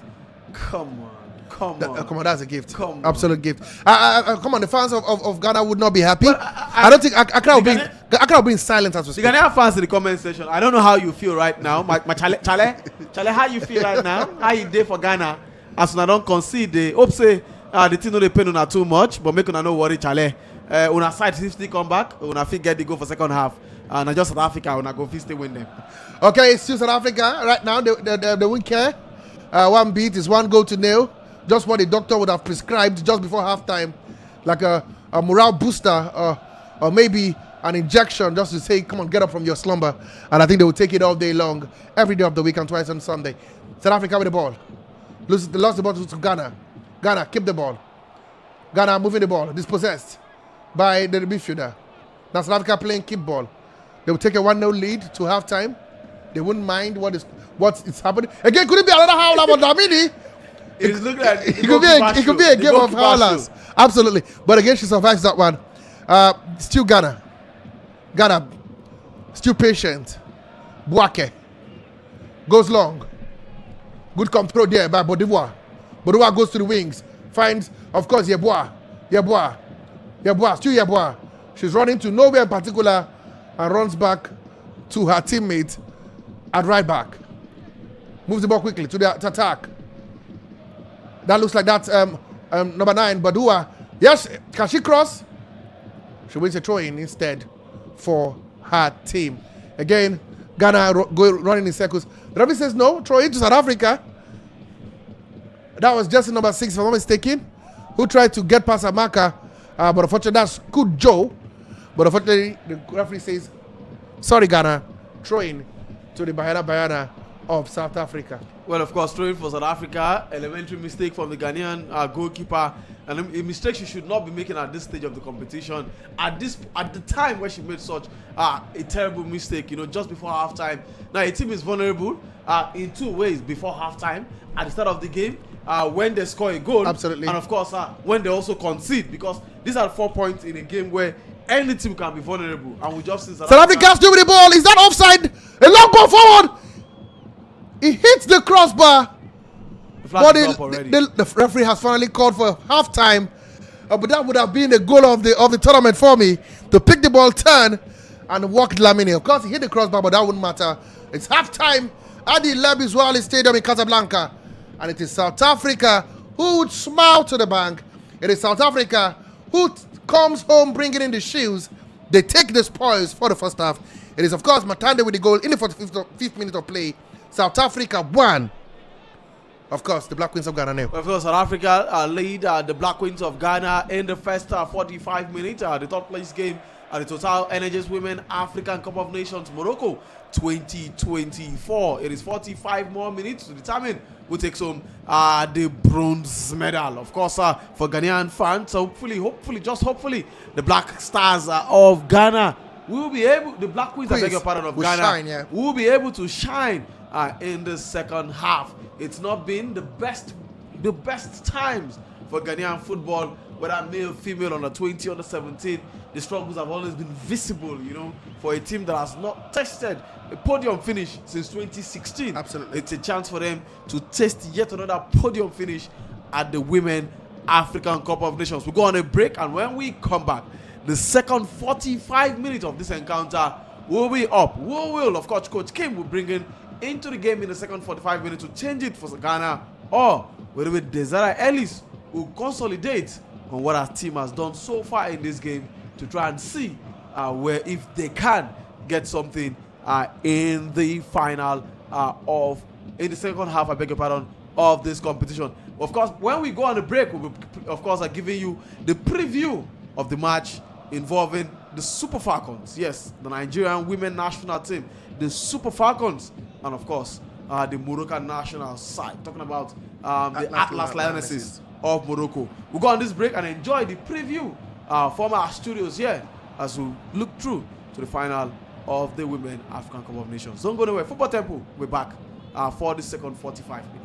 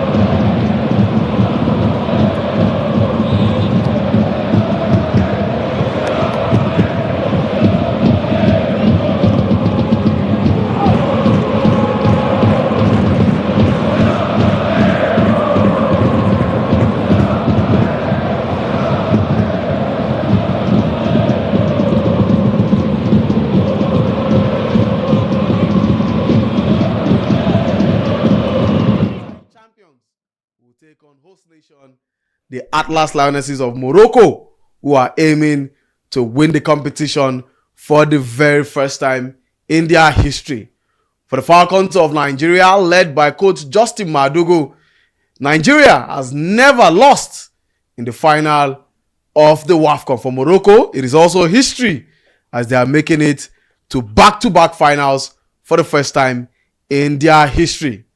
Okani Sam and the Bishop joins me in the studio for what is an interesting one, because we must say first before we go on, happy birthday in arrears to Okani Sam. Thank you. Who of course are turned a year older. A day after the Super Falcons defeated, the Banyana, the girls of South Africa, and we're all at this place to enjoy ourselves. If you did not see or see videos of it, you're on your own. No, somebody missed it. No, so how do you feel missing that celebration? I feel boxed up. I feel pained. But at the end of the day, come on, he's such a great guy. Thank you so much. An absolute gentleman. Blessings of God upon him. You see, when everybody loves you, you know what I mean. And come on, I'm really Thank you so much. Come on, I can't say less. Great guy, great enthusiasm, perfect visionary. Come on, if I say the sky is the limit, I lied. The sky is a stepping stone. Whoa. And it also, when we say the money expert, trust us on Kani Sam, and to break it down for you. Mr. Budget.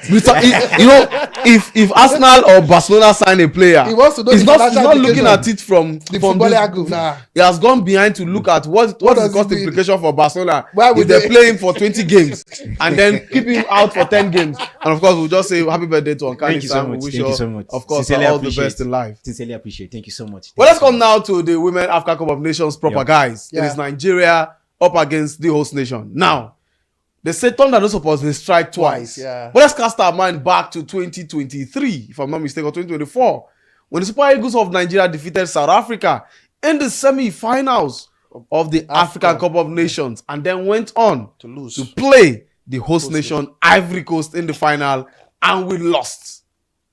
2 years later, the Super Falcons of Nigeria are now in the final of the Women African Cup of Nations. A 2-1 win against South Africa in the semi-final. And then we now face host nation Morocco. I hope Thunder does not strike twice, guys. No, he's not going to strike twice. Come on. I mean, the last time it happens, justified, Yeah. explainable.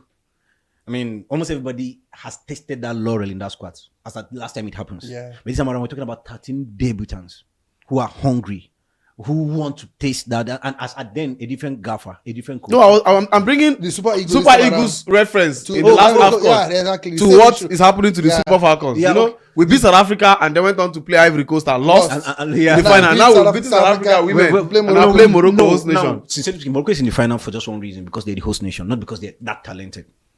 But there's an improvement compared to what we saw the last time. The AFCON, Absolutely. the AFCON was played there. Yeah. So, are we going to win that month? Absolutely yes. Am I scared of anything? No, not at all. Come on, why should I be afraid of? When you've seen a team that has progressed, started very roughly, but got to a point where, come on, we've seen a different performance completely. Yeah, struggled against South Africa, which I didn't expect, because just sincerely thought we we're going to have a golden mission X. Yeah. I want to go and have that golden mission X. Bench me, I even consider just one goal. But it's not they're going to strike twice. Come on what ground, on what conditions, so it happen. Morocco, yes, decent team, not bad at all. But compared to the Super Falcons, you can't put them at par.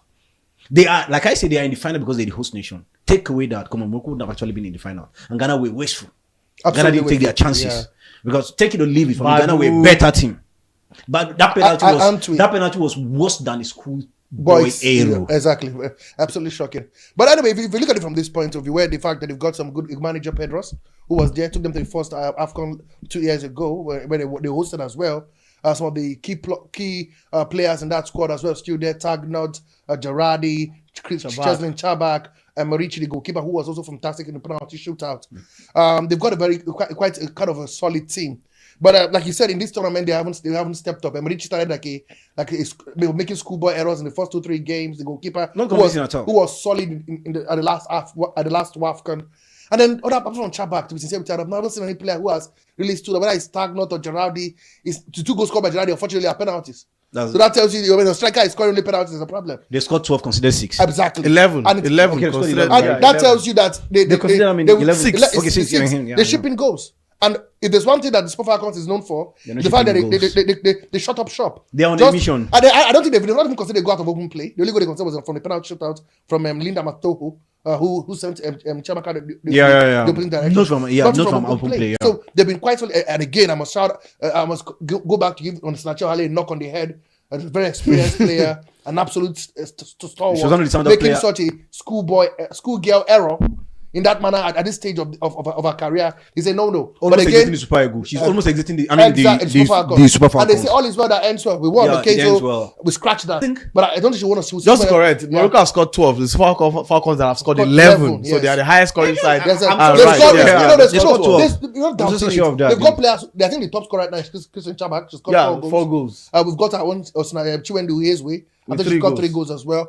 We're both scoring sides. Yeah, But we're the also- difference is that not Nigeria conceding. is keeping the back We're line. yet to concede short. from open play. No, Exactly. See, the difference is just more than Nigeria not just conceding. The difference is you have an experience side in Nigeria. You have a side that actually tasted this. I've done before, over. exactly. So you have a side that is more compact for me. You have a side that is well tutored and well coached. And even when it comes to, more and talented. even when you bring it to the youth, we've got some youthful players that are very fun. Simple. Esther Okoronkwo, and absolutely stalwart, if not one of the best players of the tournament. Rashad Ajibade stepped up, I know, but come on, for me, Esther She has not been Okoronkwo, convincing to me. exactly. She has not been convincing. Esther Okoronkwo, Ajibade, yes. She has been a better player After the group After the stage. group But I think stage, the best player for Nigeria at this Wafcon has been Esther Okoronkwo. Yeah. 4 assists, 1 goal in 4 games. in 5 games. And five give you proper add the last midfielder. game. She gives the feel- she gives the exactly feeling that of a proper feel good midfielder. factor. Like whenever she's She on the knows, ball, and she's young. very young. She's very young. Whenever she's on the ball, Yeah. you feel something's gonna happen. Yeah. Jennifer Chegida hasn't hit the height we expect her to hit at this Wafcon. But at the end of the day, I think, like you said, pound for pound, player for player, Come on. stride for stride. Come on, Well, Nigeria all of them are should be far ahead. Well, let's look at Morocco's journey to the final of the Women African Cup of Nations. Started with a 2-2 draw against the Copper Queens of Zambia. They had to come back twice in that particular game against Zambia. Then they went on to defeat the DR Congo by 4-2 before a slim 1-0 win against a very physical Senegal side. Then defeated Mali in the quarterfinals by 3-1 before stopping Ghana on penalty shootouts to reach the final for Nigeria. It started with a 3-0 win over Tunisia in their opening game, followed by a slim 1-0 win in their second game against Botswana before a goalless draw in our last game against Algeria. We then spanked the Copper Queens of Zambia by 5-0 before edging South Africa at the death by 2-1. Now, similar sign, Nigeria, at least one thing is common in the two sides, is the fact that the both sides have faced Zambia in this competition. So the only common familiarity between the two sides is Nigeria faced Zambia, and of course, Morocco also faced Zambia. While they played at the 2-2 draw, the Super Falcons dismantled the Copper Queens, annihilated, humiliated, and made sure Barbara Banda was banded in Band A in Nigeria Electricity. And all of this, it just tells you one thing: Morocco are not scared. But there's a huge factor. Aside the last game, Morocco will have had at least one penalty in every game. Now, this is a factor that we must look at. And also the fact that Osinachi Ohale, we did not see that part of Nigeria until that stupid mistake from Osinachi Ohale that led to that penalty. So it means we also need to be very careful. See, now, the competition has been played in Casablanca. Nigeria But the final, even Morocco have played all their games in Casablanca. No, they're now going to Rabat for the final. Yes. Deliberate. So it means that we're not playing against Morocco alone. I believe that the people of We are playing against the entire nation in the final. It's normal. I mean, see, they are on the verge of making history. Should we be scared of the officiating? Not really, because there will be so much eyes on the officiating. There'll be, the whole continent will be watching, so you can't afford to make. Not even the whole continent. Guys, remember the last time we met Morocco? The whole world was watching. We had 2 red cards. In the semi-final, it can't and went on again. Even though we held our own, but went on to lose on penalties. I understand that, but come on, it's going to become 2 different things entirely right now. See, the simple truth is this, right? Africans are known for their shenanigans. They do a lot of things. They find a way of frustrating their opponent. The laser, including that laser that I hate. I saw the laser in one of the games, including to the referee's face. Exactly. But come on, that is not going to intimidate us. That is not going to stop us from winning. That. See, if you're better, you're better. If you're good, you're good. If you're distant, you're distant. And what you have in this team right now, compared to what we have in this Wafcon, come on, we're far better. Now, I understand there'll be a lot of things. We saw what happened with Super Eagles last time we went to North Africa, Libya. particularly, when they're not playing that game. But Morocco, no matter how funny they are going to behave, and you know there's an instant that they will know they will not take it beyond because The world is it's the watching. final. Yes. So the whole of Africa is FIFA watching. is watching And as FIFA well. is going to be officiating. Knows, come on. See, the truth is at times the more your opponent matters. What you can do to probably a small lesser African team, country, you can't do to Nigeria. it to Super Falcons. Yeah. We're big. As far as this continent is concerned, We when are they say big. women football, The when first name that comes to mind is Super Falcons. Yeah. Super Falcons. Current competition, we might not been able to be there, or we have not been there that much. But come on, so with all these things, right?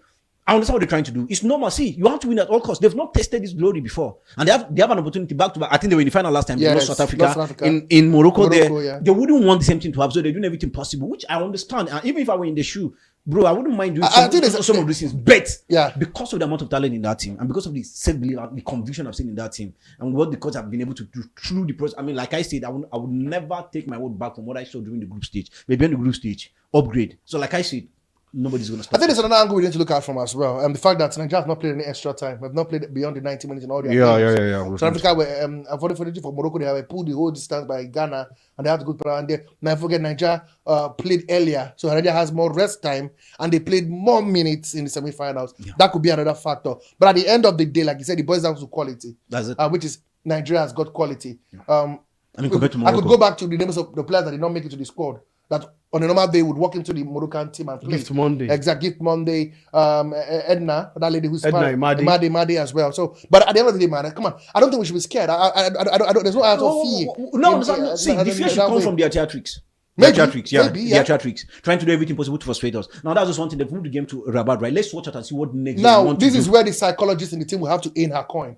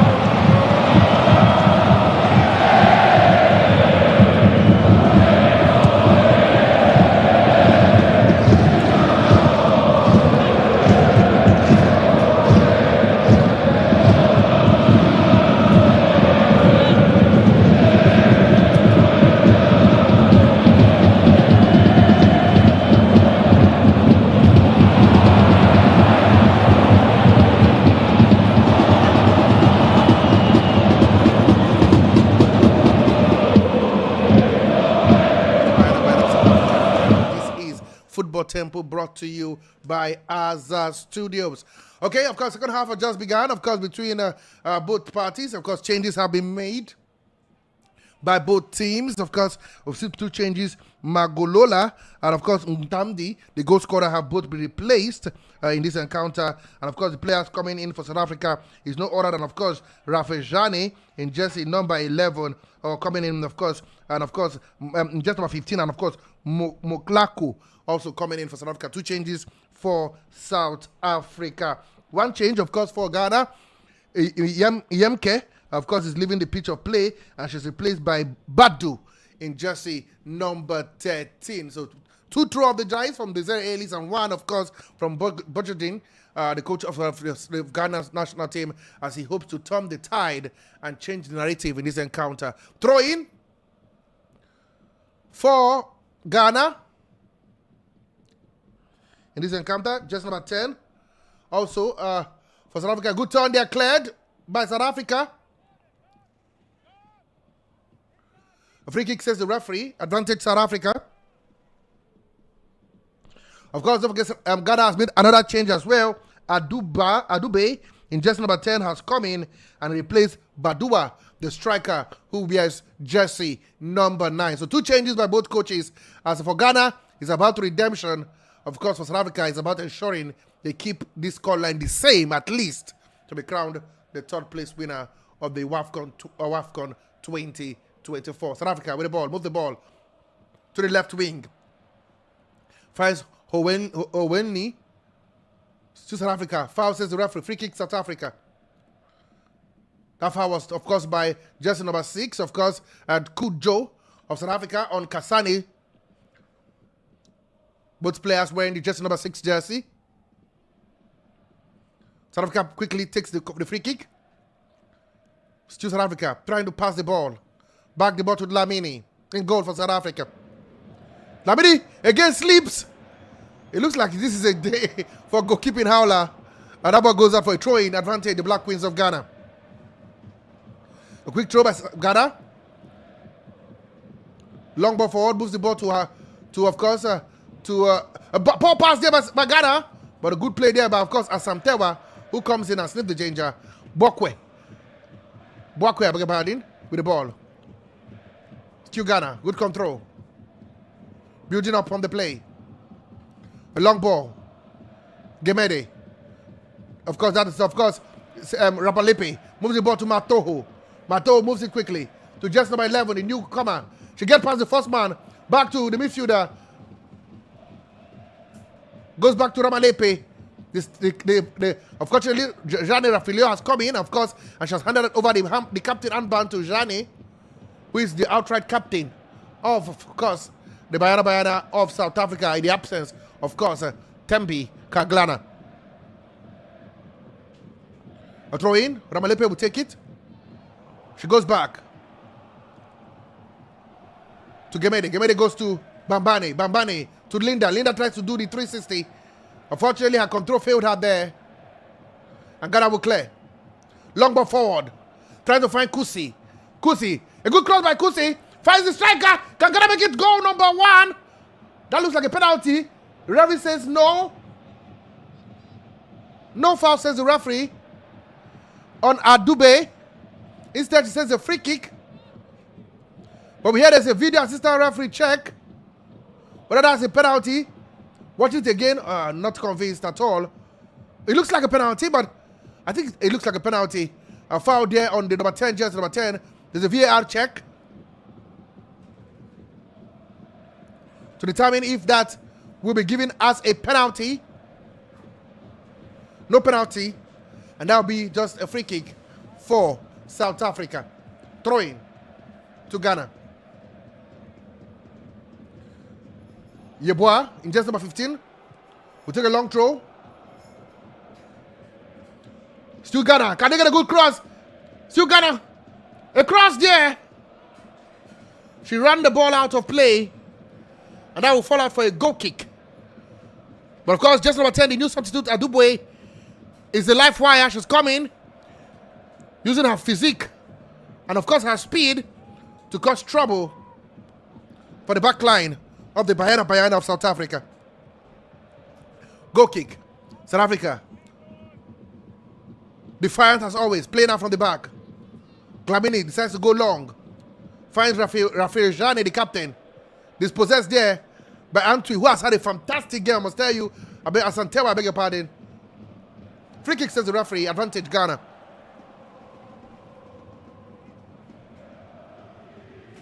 Ghana still with the ball. Can they deliver something delicious, delectable? A good service in the ball could hurt. You don't forget, Dlamini has been a bit suspect in this encounter so far. And it'll be the captain who will take this one. Boake. She goes to the wing. Finds her teammate. Can she deliver something good? A good cross. And again blocked. South Africa will clear out for a throw-in. Quick throw by Ghana. Still Ghana. And that's just number 23. Trying to get past Amaka. Just number 23. Still Ghana. South Africa dispossesses her. South Africa trying to. Still Ghana. South Africa is looking like a ping pong affair. But that will be a throw-in to the Black Queens of Ghana.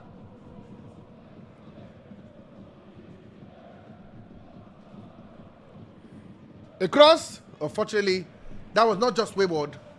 There was no power, no precision, and that would roll out for a goal kick. For, of course, the Bayana of South Africa. Again, trying to dribble in our own half. That's again Mabeni. Very risky play, but she gets away with it. Ghana, like in the first half, the better side so far in the early exchanges. Still Ghana, Adube, the new substitute. Can she deliver something? She didn't get the cross in, but she wins her team. A corner kick.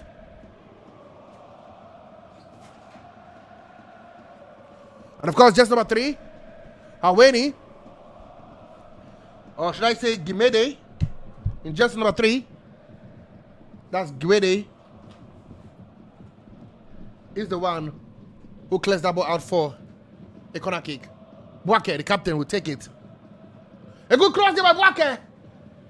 Unfortunately, that ball, that's just number 8. Can she, of course, return that cross back into the dangerous position? She wins her team a corner kick. Again, beautiful play there. But of course, Jesse, number 8. Fantastic play there by her. She wins her team a corner kick. Talking about no other than, of course, Boye. Just number 11 is jogging. That is Kusi. Can she get herself on the ball? Good cross in. Headed out. South Africa still living dangerously. Poor cross again. But this time South Africa have no worries. But unfortunately, back to a Ghanaian.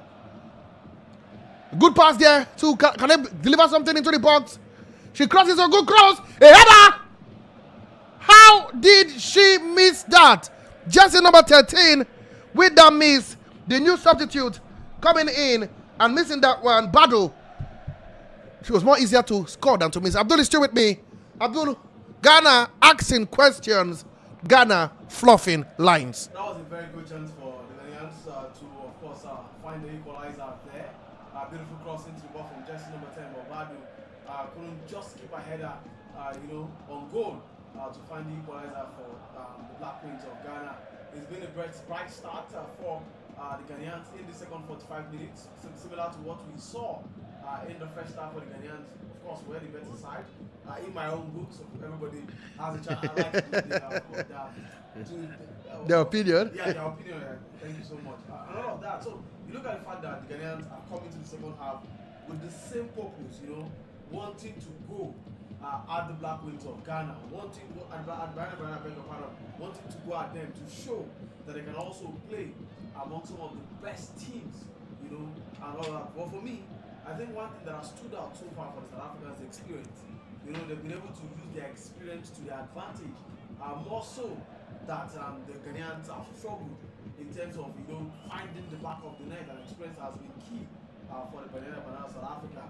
Abit that error, what we call schoolboy error. Absolutely. In the first Comical. 5 minutes by the Ghanaian goalkeeper. It has been a great game in my books again for Ghana. Unfortunately for them, it is who scores. Yeah. The football match that takes the victory. Absolutely. And right now, it is South Africa who have scored.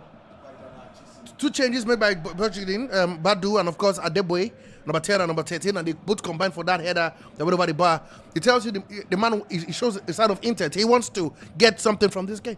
Well, definitely, he wants to get something from this game. You cannot underestimate the fact that one thing is certain, the Ghanaians have to put everything they've got, through the kitchen sink, if possible, yeah. Into a game like this, because if they do get a win, it means that there's a chance, they get to go home with something, and it's something to smile about with Ghanaian football after a very long time. Like I rightly said, in the first 45 minutes, the last time the Black Queens, of course, were at this stage and had a medal goal was in 2016 edition. When they hosted in 2018, they exited the competition in the group stage, and that's and was not a good one. Well, absolutely. Nigeria went there and won the competition in Accra in 2018.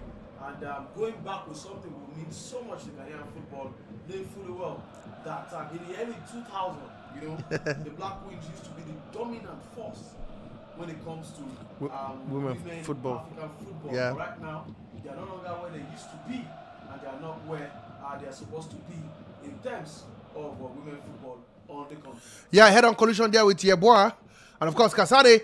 Of course, a chance for South Africa cleared. Yeboah and Kasane, colliding there, and of course Yeboah getting the worst of that challenge. But of course, the game is back on. South Africa has 2 possession. I'll come back to, of course, Abdul to get to hear his opinion on the 2 changes for South Africa. Rafi Lojane coming in for South Africa. Of course, the main captain of the team, alongside, of course, Mokona replacing Mogolola and Mtandi, the goal scorer. We'll talk about that as well. Some point. But for now, let's play her down. Again, 2 players down. Ramalepe colliding with, of course, Boye. Yes, in just number 8 for Ghana. The collision is not friendly, but Ramalepe looks is looking like he's excruciating. Her hands on her face. Hopefully, it's not as serious as what we saw for Gabriela Sagado in the semi-finals. And of course, Boye will be the player who gets into the referee's book. Yellow card for all her troubles. Abdul. Well, yeah, definitely yellow card for all her troubles.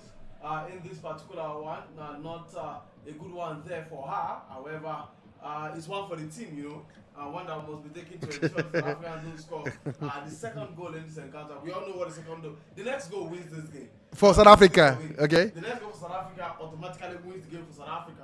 But the next goal for Ghana wins it for Ghana. This is why I say so. Okay. Momentum will switch back to them because so far so good. They are doing the better side. Unfortunately, they are not leading. So if they score the next goal, momentum will also switch back to them. That's why I feel we'll score the next goal in this particular encounter. If there will be a next, will of course be very vital in this game. Okay, the player is down. Of course, we told you Yeboah looks like she's been stretched out. Hopefully, we'll get you more update on her from the medics on what's going on with her. If she will need to be changed there. But of course, the game is on. Kone plays a long ball forward. It's still Ghana. Cleared away, of course, by Holweni. Long ball forward.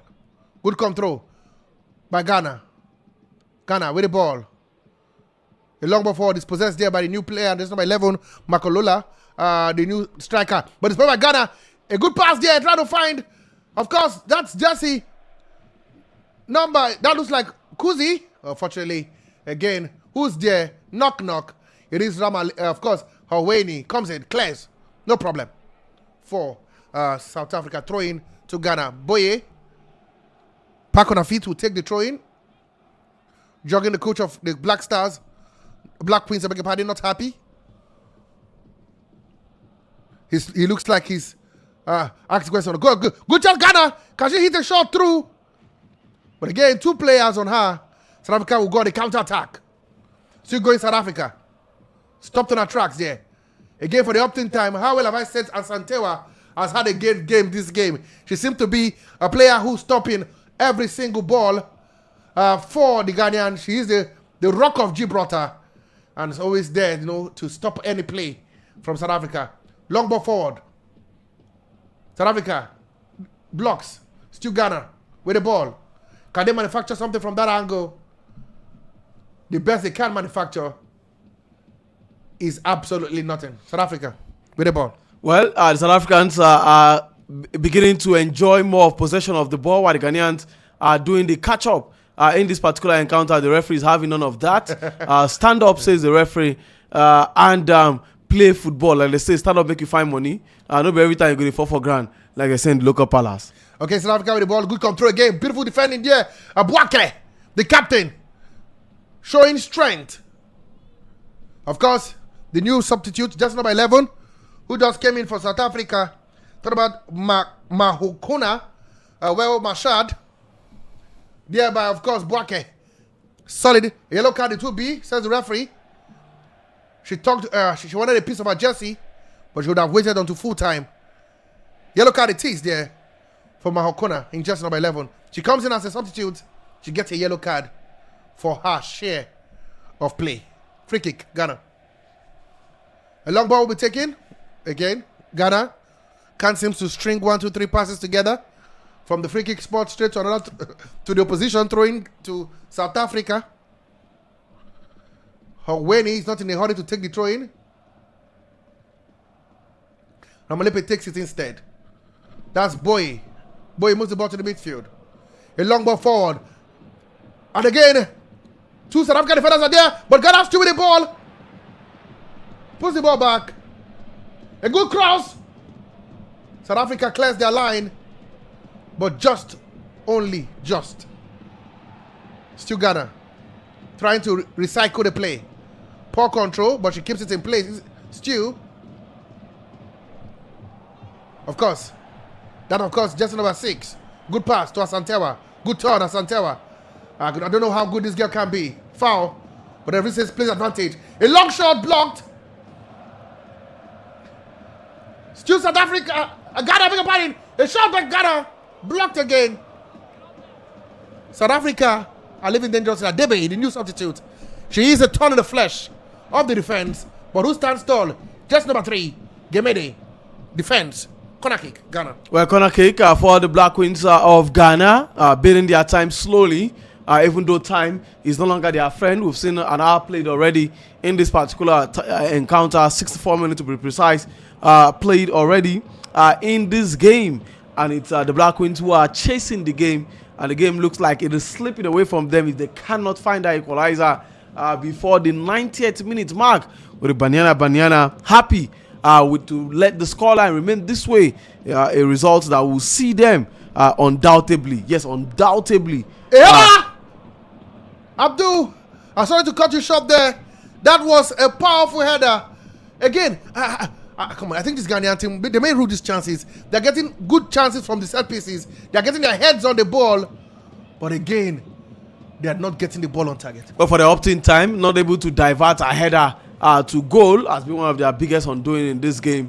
Whether it will haunt them 90 minutes and even possible more will tell for Ghana in this particular encounter. But for me, I think they've played well, but they need to also crown that playing well with at least a goal, because it's a goal that will say if Ghana will finish third, push this game to extra time and possible penalties, or will South Africa finish third in the competition. Still Ghana, again, a poor pass there from the midfielder, throw in to South Africa. Shame, really poor. Shambolic there, I must say, not acceptable at this level of football. But South Africa won't care one bit. Throw in. Gemede will take it, just number 2. The standing captain at the start of this game. Long throw, trying to find Makokona. Makokona moves the ball to the midfield. Good control there by the midfielder. Can she find a man? Oh no, the pass just short, but he finds a way to get to of course, Hilda Magai. Still Hilda. She got a powerful left foot. Don't forget she scored twice in the final. Last time against Morocco. A cross. Unfortunately, for South Africa, it's cleared out for a throw to South Africa. South Africa not in any haste, and you know why. A 1-0 victory means bronze medal. Job done. Quickly they take the throw finally. Makokona turns. Stu Makokona tries to find a man. Unfortunately, dispossessed there by the Ghanaians, who won't allow any shot come through from the center. Boy. Now with the Ghanaian. Good turn. Good turn goes back to her captain, Bokwe, who in turns goes long, finds Mark, still Ghana. Good pass here by Ghana. Let the ball fly. What can she do? It is 1 against 1. She runs past the ball. She's quick. A good cross again. A header. A goal for Ghana. They pull the goal back. Ghana are back on level peggings. Is that man again in jersey, number 11, Kuzi. I told you about her in the first game, in the first half, I beg your pardon. She comes in, a beautiful header there, saved by, of course, Lamini, who would always spill it. And who's there?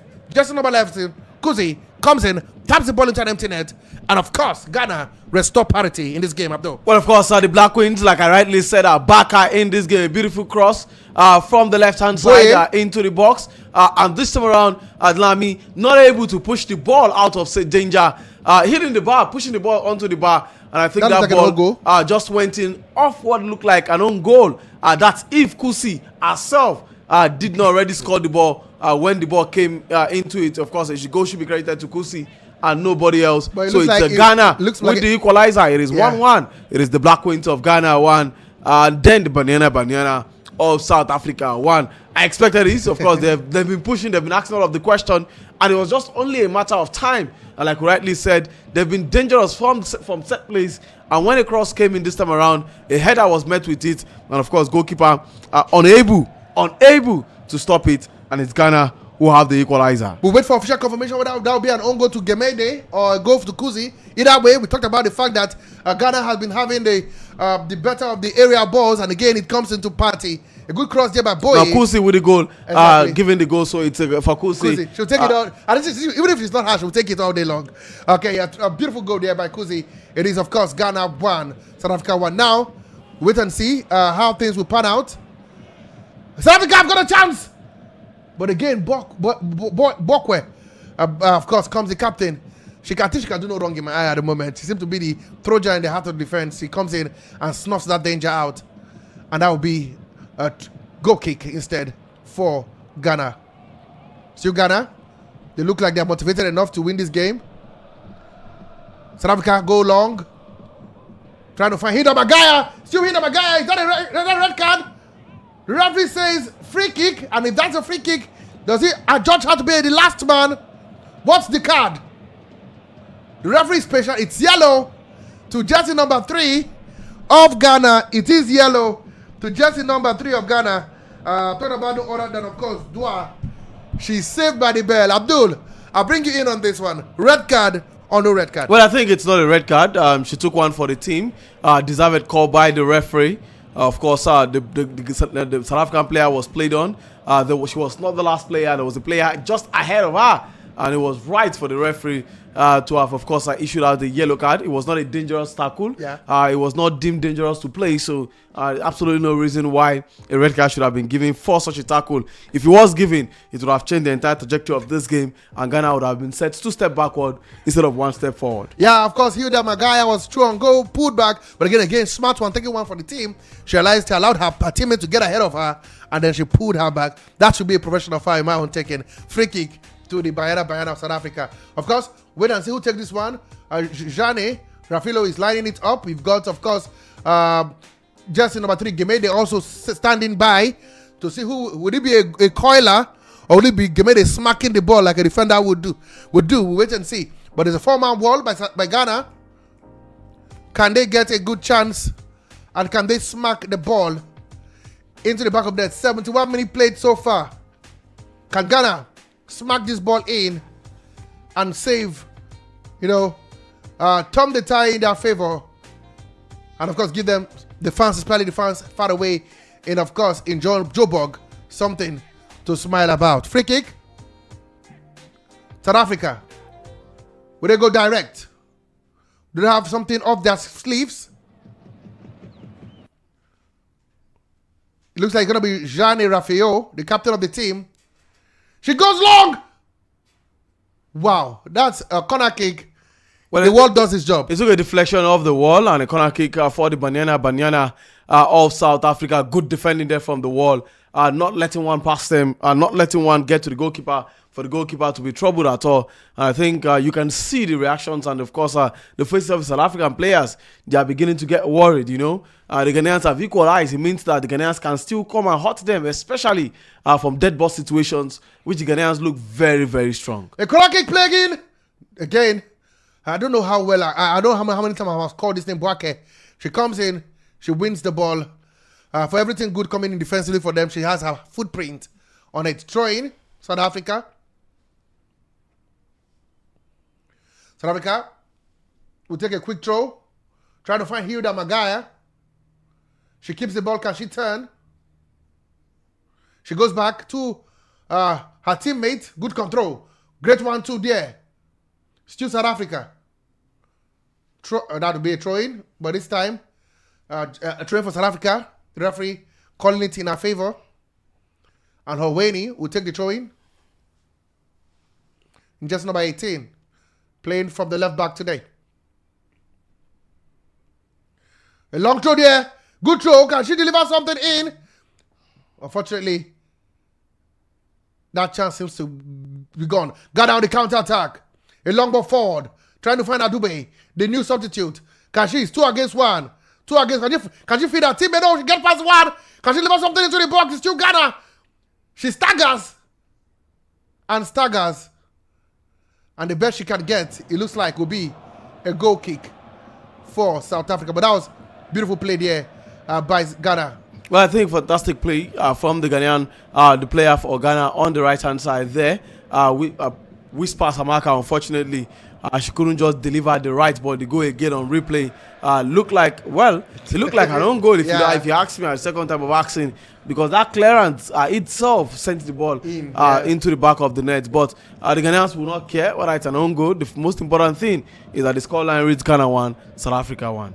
Of course, Ghana seems to be, like I said, they seem to be asking more questions than that's a foul. Yes, says the referee. Excessive force, free kick, South Africa. Again, South Africa are struggling to keep up with the physicality of the Black Queens of Ghana. And that will be a free kick. And of course, Mbambane will take it. The referee says, take it back to where the foul was made. She asked them for a throw instead. And instead calls for a throw-in. Ramalepe. Yet another throw-in. No throw-in. The game on, South referee. Again, South Africa loses the possession. When, okay, it's looking like a Tinta affair. That looks like a foul. Referee says no. He's having none of it. Instead, wow, he's getting feisty right now, Abdul. Both teams can't keep their cool, can't keep their heads together. Well, I think it's for the beauty of the game also. Both players trying to sustain their own strength in this particular encounter. The free kick went in favor of the Black Queens of Ghana, a South African player, probably not wanting to have any of it and try to do what every footballer want to do, to not give advantage to our opponent and show that our presence is still very well felt on the field of play. But so far so good. 75 minutes played. We have less than 15 minutes before the end of this game. Both sides look like they might be giving us what we might be seeing called a penalty, maybe an extra time, and then if possible a penalty shootout. But for me, I think you've got to feel for Ghana. The shot there by, that was a glorious chance there by Ghana. Adube, the substitute, a good turn. She belted, but again, good power. But of course, no direction. South Africa are living dangerously. Well, I think they are, and the fact that there's miscommunication at the back line for South Africa. Beautiful shot there, just unable to keep it on target. It would have seen a different story entirely. I think the Ghanaian substitutes have worked effectively for Ghana. They've come into this game and added more energy. Look at how easily the captain of Ghana is strolling past the entire midfield of South Africa. It tells you one thing alone: the Ghanaians just need to find that goal when they do need, because if the South Africans get another opportunity and sniff at goal, they will definitely be scoring. But for me, I think it just tells you one thing: that Ghana have been by far the best side in this particular game. Could have been a second for them, and it would have just been game, set, and match. Kudos must go to the coach of Ghana for putting on the right players that has changed the trajectory of this game and put the game well and truly in Ghanaian stride. Still talking about the game, I'm still with you, Abdullah. You could see the fact that they've gone aerially. They're now crossing the ball. You would hear from the middle, they cross the ball, and it seems to be working magic for Ghana as well. Well, I think it will. Look at the South Africans, of course, not built at the high with the tallest of height. Yeah. The height is a disadvantage for the South Africans. Physicality is also a disadvantage for them. Now, when they go for the area balls, you most times see the Ghanaians are winning the second balls, and that's where the difference is. Even when South Africa try to shed the first ball, the Ghanaians easily win the second ball, and for me, that's a huge plus. And when you get an advantage of winning the second ball, most times you are able to control the tempo of the game and what should happen next, and that's what the Ghanaians have been able to do in this particular encounter. For South Africa, it has just been more of individual players trying to try one or two tricks to see what exactly they can come up with. They've not really played like a team. Yeah. They've struggled for cohesion in this game, and it makes me wonder if Desire Ellis is really watching this game, because aside look poorly coached to a large extent, and are just playing from the back to the front, from the back to the front, back to the center, with nothing to show for so far in this game. Okay, we'll see whether the South Africa can up the ante. We know there's a team who can change, the trajectory of the game. It's them. All they need is one flu, and their course. The back. South Africa on the ball. Is that a penalty? The referee says get up and get playing. Player runs in. She was sandwiched by two Ghanaian players, but the referee is saying please get up and let's get on with the game. That was a big chance there for South Africa. If that was given, that would have been a spoiler. A good cross again for South Africa. Cleared out. I did tell you earlier, if there's any team that can just up the tempo of the game and get something in South Africa, they've got players who can hurt you when it matters most. You, South Africa. Bambane. Long ball forward. A good pass there. It's not to Haida Magai. She's not offside. She thought she was. But she is now confirmed. That would have been a big chance, but the linesman, a good eye, says offside it is. Good control. Still, of course, South Africa, building. Uncle Kona, the new substitute. Moves the ball. Good few ball there. Finds, of course, Gimede. Moves it to the left. Find Haweni at left back. Haweni goes long. Try to find Hilda Magai. Does she find Hilda? She finds Boake instead. Corner kick to the Bayana, beg your pardon, of South Africa. Again, good defending there. Two players sandwiched there. Is that a penalty, Abdul? I think she should have been booked for diving. Supposonwe should know better. That was poor sportsmanship for her, going to the ground without any contact. Should have been a yellow card. Lucky for her, she escaped without getting booked by the center referee there. Supposonwe should know better at her time and age of for a caliber of experience that she has as a player with South African women national team. She shouldn't be doing such. But of course, the Ghanaians will not care as they have the ball in their possession. Okay, Okone showing her area prowess again. It seems to be that's the best part of her game. She loves everybody in the air. She comes, she gathers, and foul says the referee on her. She's been infringed here by the South African striker. Of course, Kone will go. She's going long automatically. Looks like she's going long. She's pushed the players forward. Don't forget, it's 80 minutes gone in this game, 10 minutes to decide who will be going home with the bronze medal match. Or we could have the luxury of penalty shootout. Foul says the referee. Free kick. Yellow card finally to Boake. Yellow card for all her hard work throughout the game. That was a foul there on, of course, Kasane, the midfielder there of South Africa. She screamed. Her scream was a bit delayed, but the penalty, she got the attention of the referee, and Boake will go into the book as well. Not the good book at this time, but of course the punishment book. But good goalkeeping again comes in and gathers. Good goalkeeping there by Kone. Ghana seem to be referring to off the ante. Player is down. We'll wait and see. The player is down. Hopefully it's not that serious. It looks like a player from South Africa, Kasane. Because Boake is already up already. I can get the medic. The player is down, really down there. It looks like that foul, that injury came just before, that corner kick. She's finally up, a bit gingerly.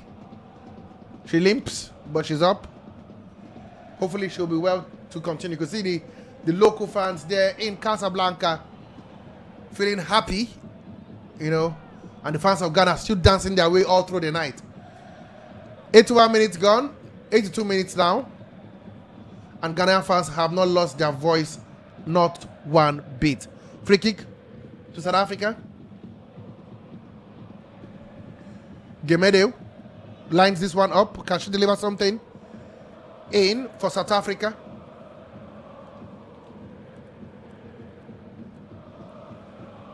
Gemede goes long. A header there. And that's just, wow. Big chance there. And that was Mbambane with a golden opportunity. A good header downward there by Jermaine Saposenswe. But Mbambane couldn't get the ball on target. Golden opportunity wasted there by Mbambane. She could have done better. Just on target. And of course, South Africa could be rejoicing, bringing in the sheaves. But of course, they would have to wait for glory. Goal kick to the Black Queens of Ghana. Boake seems to she's beginning to look a bit tired and jaded. Because unlike her, she would have been forced to that ball. But she was beaten. Kone is still down, the goalkeeper. Needing all the treatment she can't get. I beg your pardon, that's not Kone. That is Boake. Looks like there'll be another change for South Africa. And it's just number 6 that will be going out. Kasane is the player going out, jersey number 6. And of course, it will be jersey number 23 coming in for South Africa. She will be the one coming in to get, to take her place for the Bayana of South Africa. And that throw of the dice by Desire Ellis in this encounter. Of course, Ghana too making on that change. Jersey number 3 is going out. The injured jersey number 3 is going out. And of course, it looks like with jersey number 13 that will be coming in. Jersey number 18, I beg your pardon, Lubisa. He's a player who will be coming in, of course, for that injured player, Due, in that one. Wait to see. The referee still having to wait. Seems to be a video assistant referee check. Finally, the game continues. Ghana, long ball forward.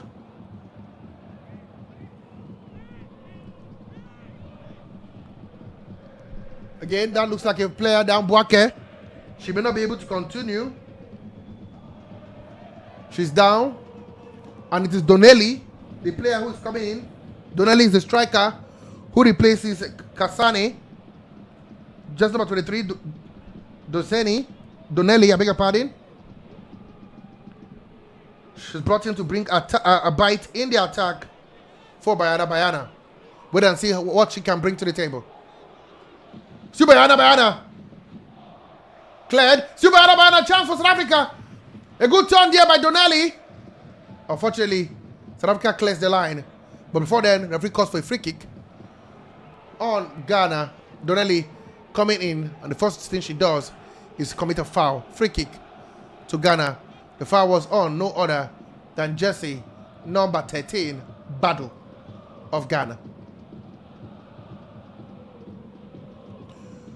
Okay, of course, we're still getting closely and surely we're getting to a full time in this game. 4 minutes of regulation time left. Can any of them find a winner, or could we get a luxury of penalty shootouts? South Africa, still with the ball. Throwing, South Africa. Ghana can't keep the ball in play. That was Boye, in just number 8. Ghana still with the ball. Player says the referee, ball is still in play. Referee has a change of mind instead and gives a free kick. I beg your pardon, that looks like a throw-in to Ghana. The referee has sent her back to the throwing line, says no free kick, it's a throw-in instead. Jogging, the coach of Ghana, having a hair dryer from the referee.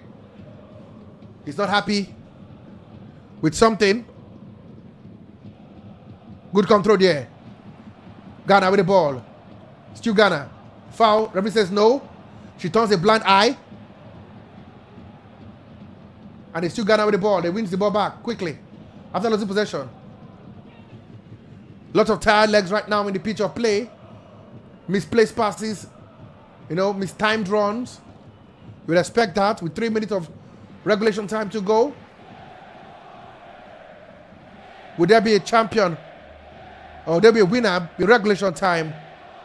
Still South Africa. Linda Matoho moves the ball to the wings. Can she find her man?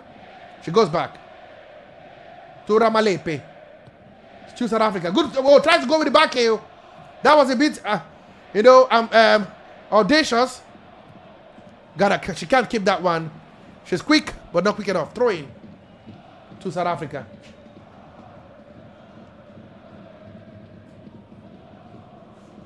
Of course, you can see South Africa still trying to beat from the back. South Africa taking risks. High risk football. But they say there's no game without no pain.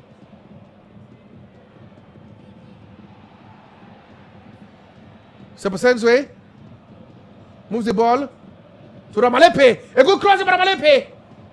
Cleared out. Boake. Ghana with the ball. Boye. Foul, says the referee. Free kick Ghana.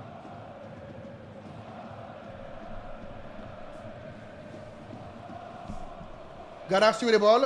Foul again, says the referee. She was impeded. Lisa Ellis has finally got her seat on the bench. Finally. Maybe she has decided to take this one all the way to penalty shootout. Foul here from Bambane. Free kick Ghana. The time is quickly going away. The clock is quickly winding down.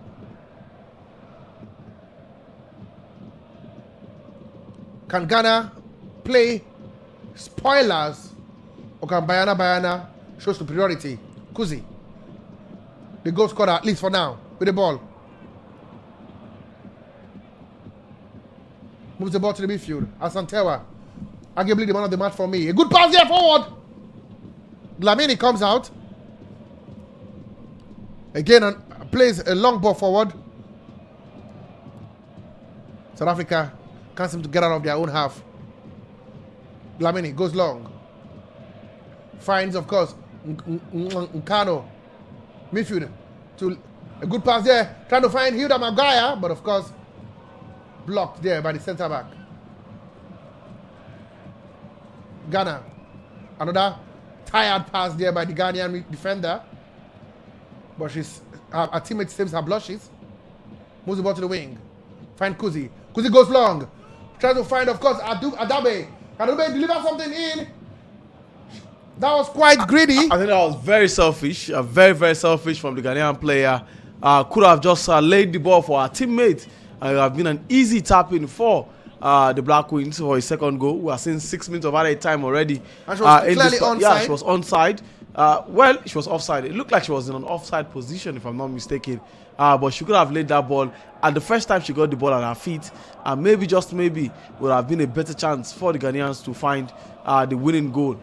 Well, it looks like South Africa are happy to beat this game going to extra time.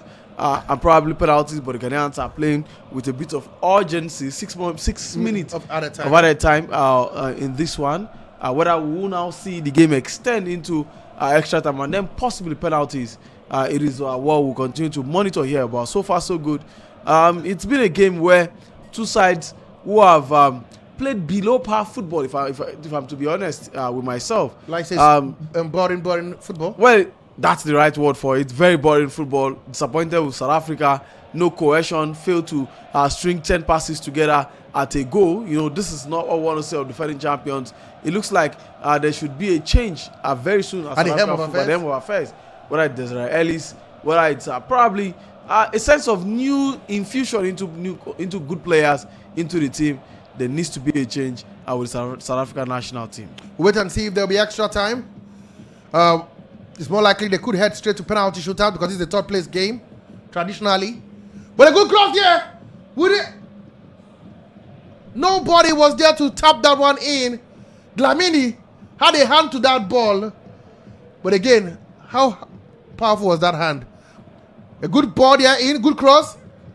Again, out of position, got a hand. But did I say? Okay, the referee has finally decided to go with the linesman and give a goal kick instead, because I was wondering what would that be? You know, what would that be? If that was a handball, if a hand touched it, that could have been a corner kick in the dying moment. Did she touch that ball? Oh, yes, she did. Seeing it on replay, I'm convinced that her hand did touch that ball, even though it was going wayward. But the referee says otherwise. It'll be a goal kick instead for the Bayana of South Africa. 2 minutes of the 6 added time played already. Is there light at the end of the tunnel? Like we did see in the first half. Or like we saw in the semi-final game between South Africa and Nigeria. Or will this game drag all the way in Casablanca? We'll wait and see. South Africa wins a throw-in. Throw-in taken quickly. A chance there. That's a big chance of the way.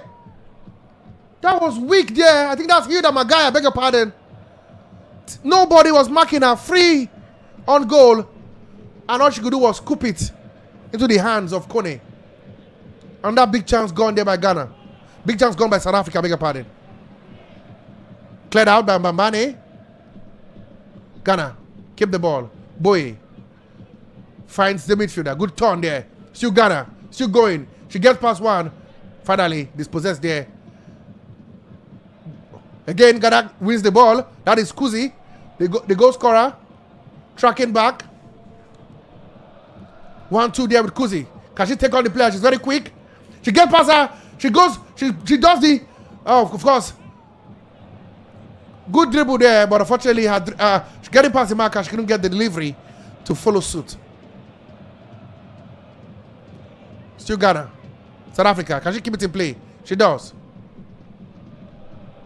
Finds her teammate. Good control there. Good ball there by Ngokano. She's still with the ball. Unfortunately, dispossessed there. Asanteba tries to find her teammate. Again, one poor pass to another. The story of the day, Abdul, in this encounter. Well, poor passes every time for the both side in this particular encounter. The Black Queens of Ghana have been cooperating the most in this one, with South Africa also having their own share of it. Like rightly said, it remains to be seen whether we'll be having either penalties, of course, or we'll go to extra time and then possibly penalty because the third place match and then all of that. But so far so good, I must say. It's been a boring encounter. The Ghanaians, kudos must go to the Black Queens. Kudos must go to them, holding defending champions at bay. The same side, you lost to 2-0 in the first game. Psychologically, you could have played down on them. However, so that the Ghanaians have been the better side in terms of play. Beautiful turn there by just number 10. Takes part 2 marker, but taking it too The many. chance was Ghana. Can Ghana get a goal? It is the crossbar. What a chance and what a miss. How do you miss that? The ball fell kindly for the striker. 1-on-1 with Dlamini. She hits the ball to the crossbar and South Africa survive. Wow. It's absolutely incredible that Ghana have not scored the second goal and have not won this game. That's a chance that if and only if Ghana fail to win this competition, she will rue it for the rest of her life. But Badu, the culprit this time around, why exactly was she trying to go up? Easier to score that than to miss it. Come on, that was a golden opportunity for Badu. The ball fell kindly she for had her. every angle at her disposal. She could have hit that ball at the slightest pass, and it could have just been a second goal for Ghana.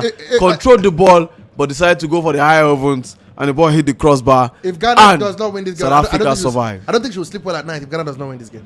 Well, not so. It is all over. Full time. 90 minutes played already in the third place game between the Black Queens of Ghana and the Banyana of South Africa. It is South Africa 1. Of course, Ghana 1. Of course, we told you earlier, the goal was scored in the first half by, of course, South Africa. Late in that first half, of course, Kuzi equalized. The goal was scored earlier on by South Africa. Kuzi equalized. And, of course, after 90 minutes of play, it is 1-1. You can see Badu. She's unconsolable. She's crying to the heavens. So, how does she console herself? What a chance for Ghana to win this game. However, we go straight to penalties. There will be no extra time. Of course, it's a third place match, and we'll go straight to penalties. Badu is consoling herself. She can't keep her tears. I hope she's not taking penalties. I just hope so. She needs to be off that penalty duties, because for me, she's not in the right frame of mind to take a penalty right now. That was a golden opportunity to win the game for Ghana at the very end. And look at the player already having her hands up, because she was sure that ball was a goal. For South Africa, somehow a cat with 9 lives survived this one and will go straight to the lottery of penalties. Do you think, let's be realistic, do you think that this game, at the end of the day, let's be sincere, that if Ghana does not win this game, do you think they will feel hard done by? Well, I think Badu will find it difficult to go to bed. I think the entire Ghana from Accra to Pampa, is it Pram? Will be very long. Will be long, you know. When she takes that walk back from the airport to her home, it will be one of the longest she will do in a very long time, because it was a golden chance to win this game for them. Wait and see. The coaches are giving the final instructions. Wait and see if extra time. Don't forget. Penalty straight. Go straight to penalty. You can see Badu still weeping. She can't hold it. She can't keep the tears out. I think right now that child will be playing freely in her head, in her mind. She'll be hoping she can have that chance again and maybe do something different. But football, like I said, is a cruel game. There is no second chance. We go to the luxury of penalties. Jogging, the coach of Ghana, having a good tete-a-tete. Kone also almost in tears. If the goalkeeper can be in tears as well, there is a problem. They felt they had a chance to win it. They should have win it.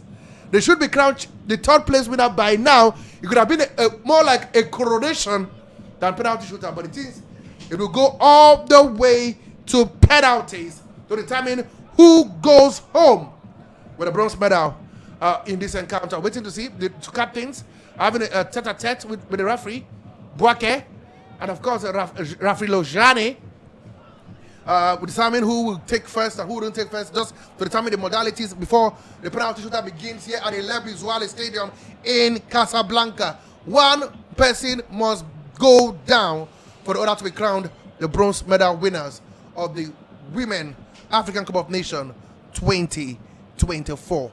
Final prayers to the gods of soccer, if there's any. Of course, final team talk, and pep talk to each other, if that will work at the optimum hour.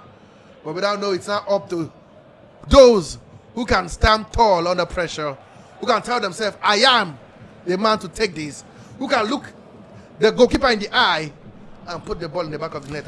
Well, I think this is very poised for Ghana. It's been penalty shootout in the quarterfinal, absolutely, penalty shootout in the semi-final, and of course penalty shootout in the third place again. For South Africa, penalty shootout in the quarterfinal.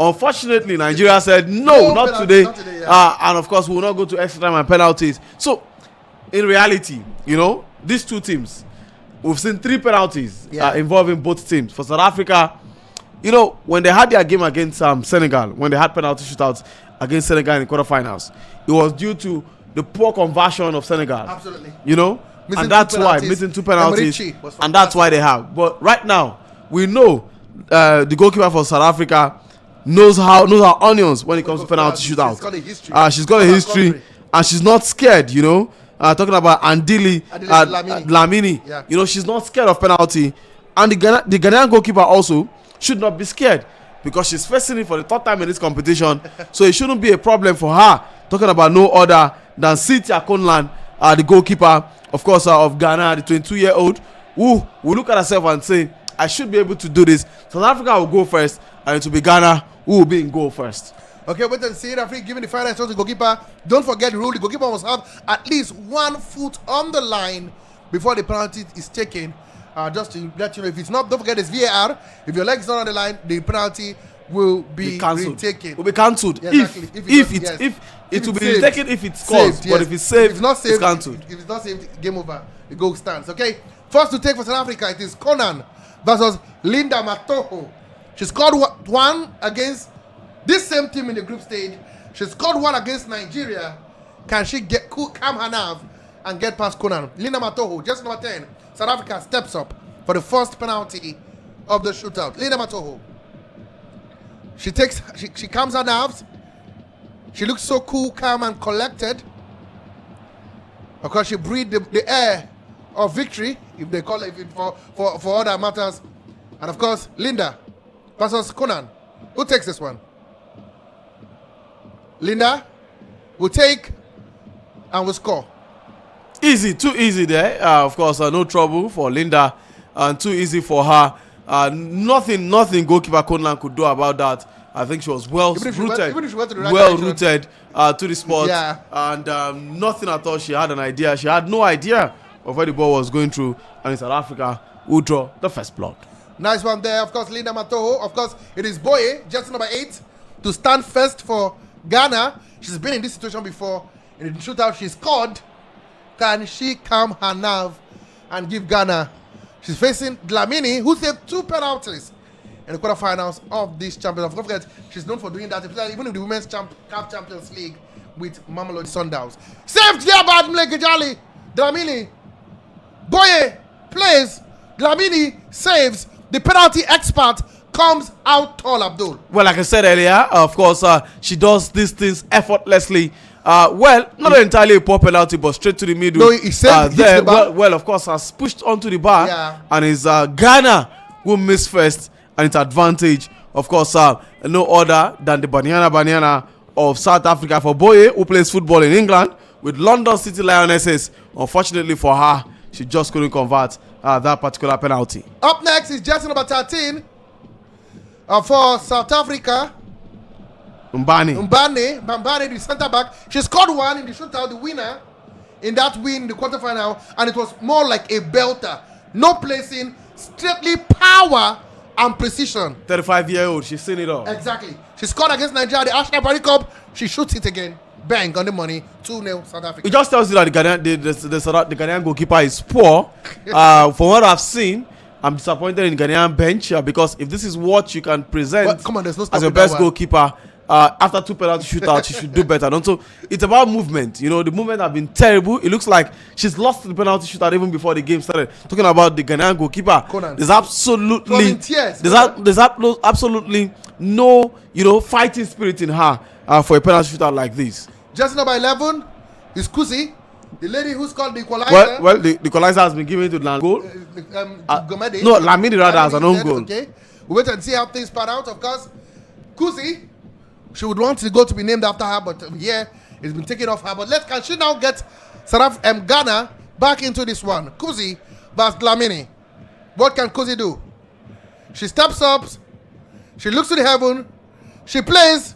Beautiful penalty. Fantastic penalty. Send the goalkeeper the wrong way. That's how a penalty should be played, Send the goalkeeper to the wrong way, cool, calm, composed, and does the Lord's work. So easy peasy for Ghana. Ghana gets one goal scored from the second penalty taken. Kuzi, you can see Boye is on the ground. She can't even watch the penalty shootout. His hand on Facebook for Boye. Come on. This takes us back to that chance missed. We'll talk about that after the penalty shootout. But can Ghana save their blushes? Jersey number 18 steps up next for South Africa. And that is, of course, the centre back, Sibusele Holweni, the left back. Can she? I love South Africa there. Of Western Cape out there in South Africa. Yeah. Holweni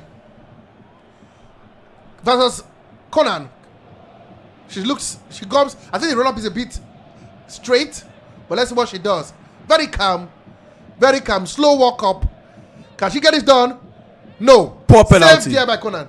Absolutely poor penalty there. And see the reaction and of it's Boye who is excited, but that's a terrible penalty. Now the walk up to the penalty says a lot about the penalty. What kind of run up was that? Come on. What kind of run up? It was really bad. She was uninterested.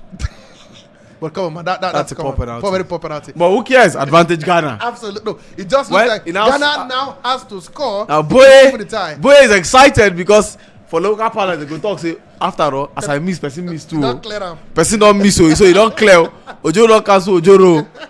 Up next for Ghana is of course I'm trying to find out. Okay, if Ghana is taking up next, we'll find out who that person is. Ghana, can she score? She does. 2-2 it is. And that's, of course, a beautiful penalty there. Lamini had no answer to that penalty. Of course, that's just number 23. Bonsu with the penalty, but that's a very good penalty. No chance. Gopan can go. Come on. Straight in the angle. Come on. It takes a very good dive to save this one. Well, fantastic penalty. She knew exactly what she wanted to do, and she did not waste time. The game is now balanced. 2-2 on penalties. We wait to see how this one pans out. It looks very, more uninterested, trying to see whether she can avoid watching this one. South Africa goes next. Penalty number 4. And that is, of course, Hilda Magaya. She's got a brace in the final of the Wafcon 2 years ago in Morocco. Can she play hero against Conan? Hilda Magaya versus Conan. She's a left footer. She breathes the air of love. Can she get this one done? The answer is no. Abdul. Poor penalty. Once again, straight into the hands of Conan. She lacks confidence. She lacks composure while taking the penalty. And it's just one thing. I take my words back to the Ghanaian goalkeeper earlier. I take it back quickly. But that's a small penalty. Went for the center. If the goalkeeper would have moved. Just center. Come on. But the goalkeeper did not go anywhere. Well, that is the problem with playing a central penalty. Yeah, once the goalkeeper doesn't make a movement, that's the end of it. You've got to feel for the Israelis. You've got to feel for South Africa. But it's now advantage Ghana if they can't convert. Who goes next for Ghana? We'll wait and see who goes next for Ghana. But Hilda Magaya is unconsolable. Let's see. Jersey number 6. Of course, she's had a fantastic game so far for Ghana. Jersey number 6. What can she do? I'm talking about no other than, of course, this is, of course, jersey number 6, Coach Joe. And she misses. She misses. Coach Joe had a fantastic game. Dlamini again appears from the Blues and saves this one. Very poor penalty, but very good save. Very good save. Very good save. I think she stretched well, but the penalty was very poor. I think there was no power. There was no power behind the ball. We are seeing tired legs playing penalties, and that's are we going to see a replay? Wait and see. Did her leg, both her leg not on the line? We're waiting. VR will let us know what's next. If that would count, it looks like it will be taken. It will be taken. It will be taken. Would it count? And this time around, she does count. It does count. It does count. So so of course it's advantage back to Ghana. It does count. At the second time of asking, going to the same spot. Exactly. But this time around, goalkeeper Lamini just could not hold on to it. Now, if South Africa misses this one, the Ghanaians are winning the bronze medal. And who steps up? Who comes in to take this pressure penalty? It looks like it's going to be Jermaine Sepusemswe who would step up. And exactly, she's the one, Abdul, to step up. Just number 12. Plays football in with Grintra Universitas in the Lithuanian league. Absolutely. Foreign-based player, one of the longest-serving player in that squad. 31 years of age. Can she send this penalty to the final one? Sepusemswe plays, scores. Fantastic. No problem at all. No problemo. Fantastic penalty, sends goalkeeper the wrong way, rolls the ball the other way, and now it's now on to Ghana to do the job, the Lord's work. Can they? But what a penalty this was. Fantastic penalty. She showed class. She shows why she's the last penalty taker and why she plays football in the foreign league. But again, it's not up to Ghana. But what a penalty again by Coach Joe. Look at it again. Her two legs was off the line, and rightly so. VR saw it clearly, and that's why that penalty for Coach Joe was retaken. Now, one more penalty to glory. Boye can't watch. Her hands is in her mouth. Can her teammate save her blushes? And Nancy Amoah, the substitute in the very last minute of the encounter. This is why she was brought on. She came on. Where is she running to? She wants to do a Koloture. Wow. But this is a long run-up. A very long run-up. What is that? She goes. She scores. It's all over. It's all over. Ghana are the bronze medal winners. Well, ladies and gentlemen, it is the Black Queens of Ghana with a tribute to Diogo Jota there, and it's jersey number 21, Nancy Amoah, who has scored the winning penalty for Ghana as they earn a bronze medal for the first time since 2016. The last time the Ghanaians finished on podium, it is Ghana who have won bronze following a 4-3 penalty win over the Banyana South Africa. Close to Dlamini, she followed the ball so well. The ball was just too powerful. Her hand was just this close to touch that ball, but unfortunately, they say nearly is not good enough. And Ghana are the bronze medal winners. Well, Ghana are the bronze medal winners, are following a 4-3 penalty win over the Banyana of South Africa. The defending champions have now finished fourth at the Total Energies 2024 Women African Cup of Nations. It is Ghana who take it home with a bronze medal, not so? Yeah. Again, like I said, football is a very cruel game. Why the game was going on, a lot of things was in my head. How would Badu feel if this hadn't turned out this way? Because you could see that she was nowhere near the penalty shootout. She was not even close to her team. I know she was somewhere trying to ease her nerves. But come on, let's be sincere. I think after 90 minutes of football played, after penalty shootout, I think the better side won. They were more impactful. They were more forceful. They wanted it more. They gave it all. They put it on the table. I'll be that meeting would have been done in 90 minutes. But again, to be sincere, Kuzi, the man of the match, of course, for Ghana deserves to be crowned. Well, the Black Queens of Ghana are deserved champions of the bronze medal. Kuzi, of course, the man of the match in this particular encounter. Come off the bench, if I'm not mistaken. Started the game, I beg your pardon, and had a fantastic one in this one. Congratulations to our Ghanaian sisters, of course, Chale Afa, like I said earlier, a good one for them. And of course, it will be smiles from Accra to Kumasi to Pram and everywhere in Ghana this night as the Ghanaians have won a bronze medal at the 2024 Total Energies Women African Cup of Nations. Alice Kunti, woman of the match in this particular encounter. Don't forget the coverage for the final game will begin at exactly 7:30 p.m. Nigerian time. I can rest assure you that our team are out there in Rabat, bringing to you live action. Yes, live action from the stadium in Rabat as Nigeria will take on host nation Morocco in the final of the 2024 Women African Cup of Nations. Also, what should we be looking out in that final game tomorrow? Come on, a lot, man. It's going to be the battle of perennial champions versus wannabe champions. The battle of one coach trying to form a niche for himself in Nigerian African football, talking about Joseph Mendigo, and the other coach, of course, trying to cement himself, George Vilda. Don't forget, he just won the World Cup with Spain for that issue, and now he's with Morocco. So he wants to prove what I did with Spain is no fluke. I can also do it here in Africa. So I think it's going to be tactical juniors. But again, I can't seem to wait for that game. I think it's going to be a spectacle. It's going to be fireworks. The crowd will add spice to it. See, Nigerian team, the Falcons, should be ready for all the shenanigans, lasers, screaming. It may even start from tonight. You may not even allow them sleep. The fans may be at their hotel room. But at the end of the day, I tell you, it's going to be the perfect example of what women football is here. Well, the perfect example of what women football is. Stick with Football Tempo on all social media as we bring to you live coverage of the Total Energies at Wafcon 2024 final between Morocco and Nigeria, with, of course, our studio opening at 7:30 p.m. Nigerian time, of course, at 8:30 p.m. West African time, of course, where you enjoy good football. Trust me when I say coverage comes straight from Rabat. So stick with this station and ensure you turn on your notification and follow us on all social media handle to get the best from the Total Energies Women African Cup of Nations. Good night, Ghanaian fans. Good night, Accra. Good night to Kumasi.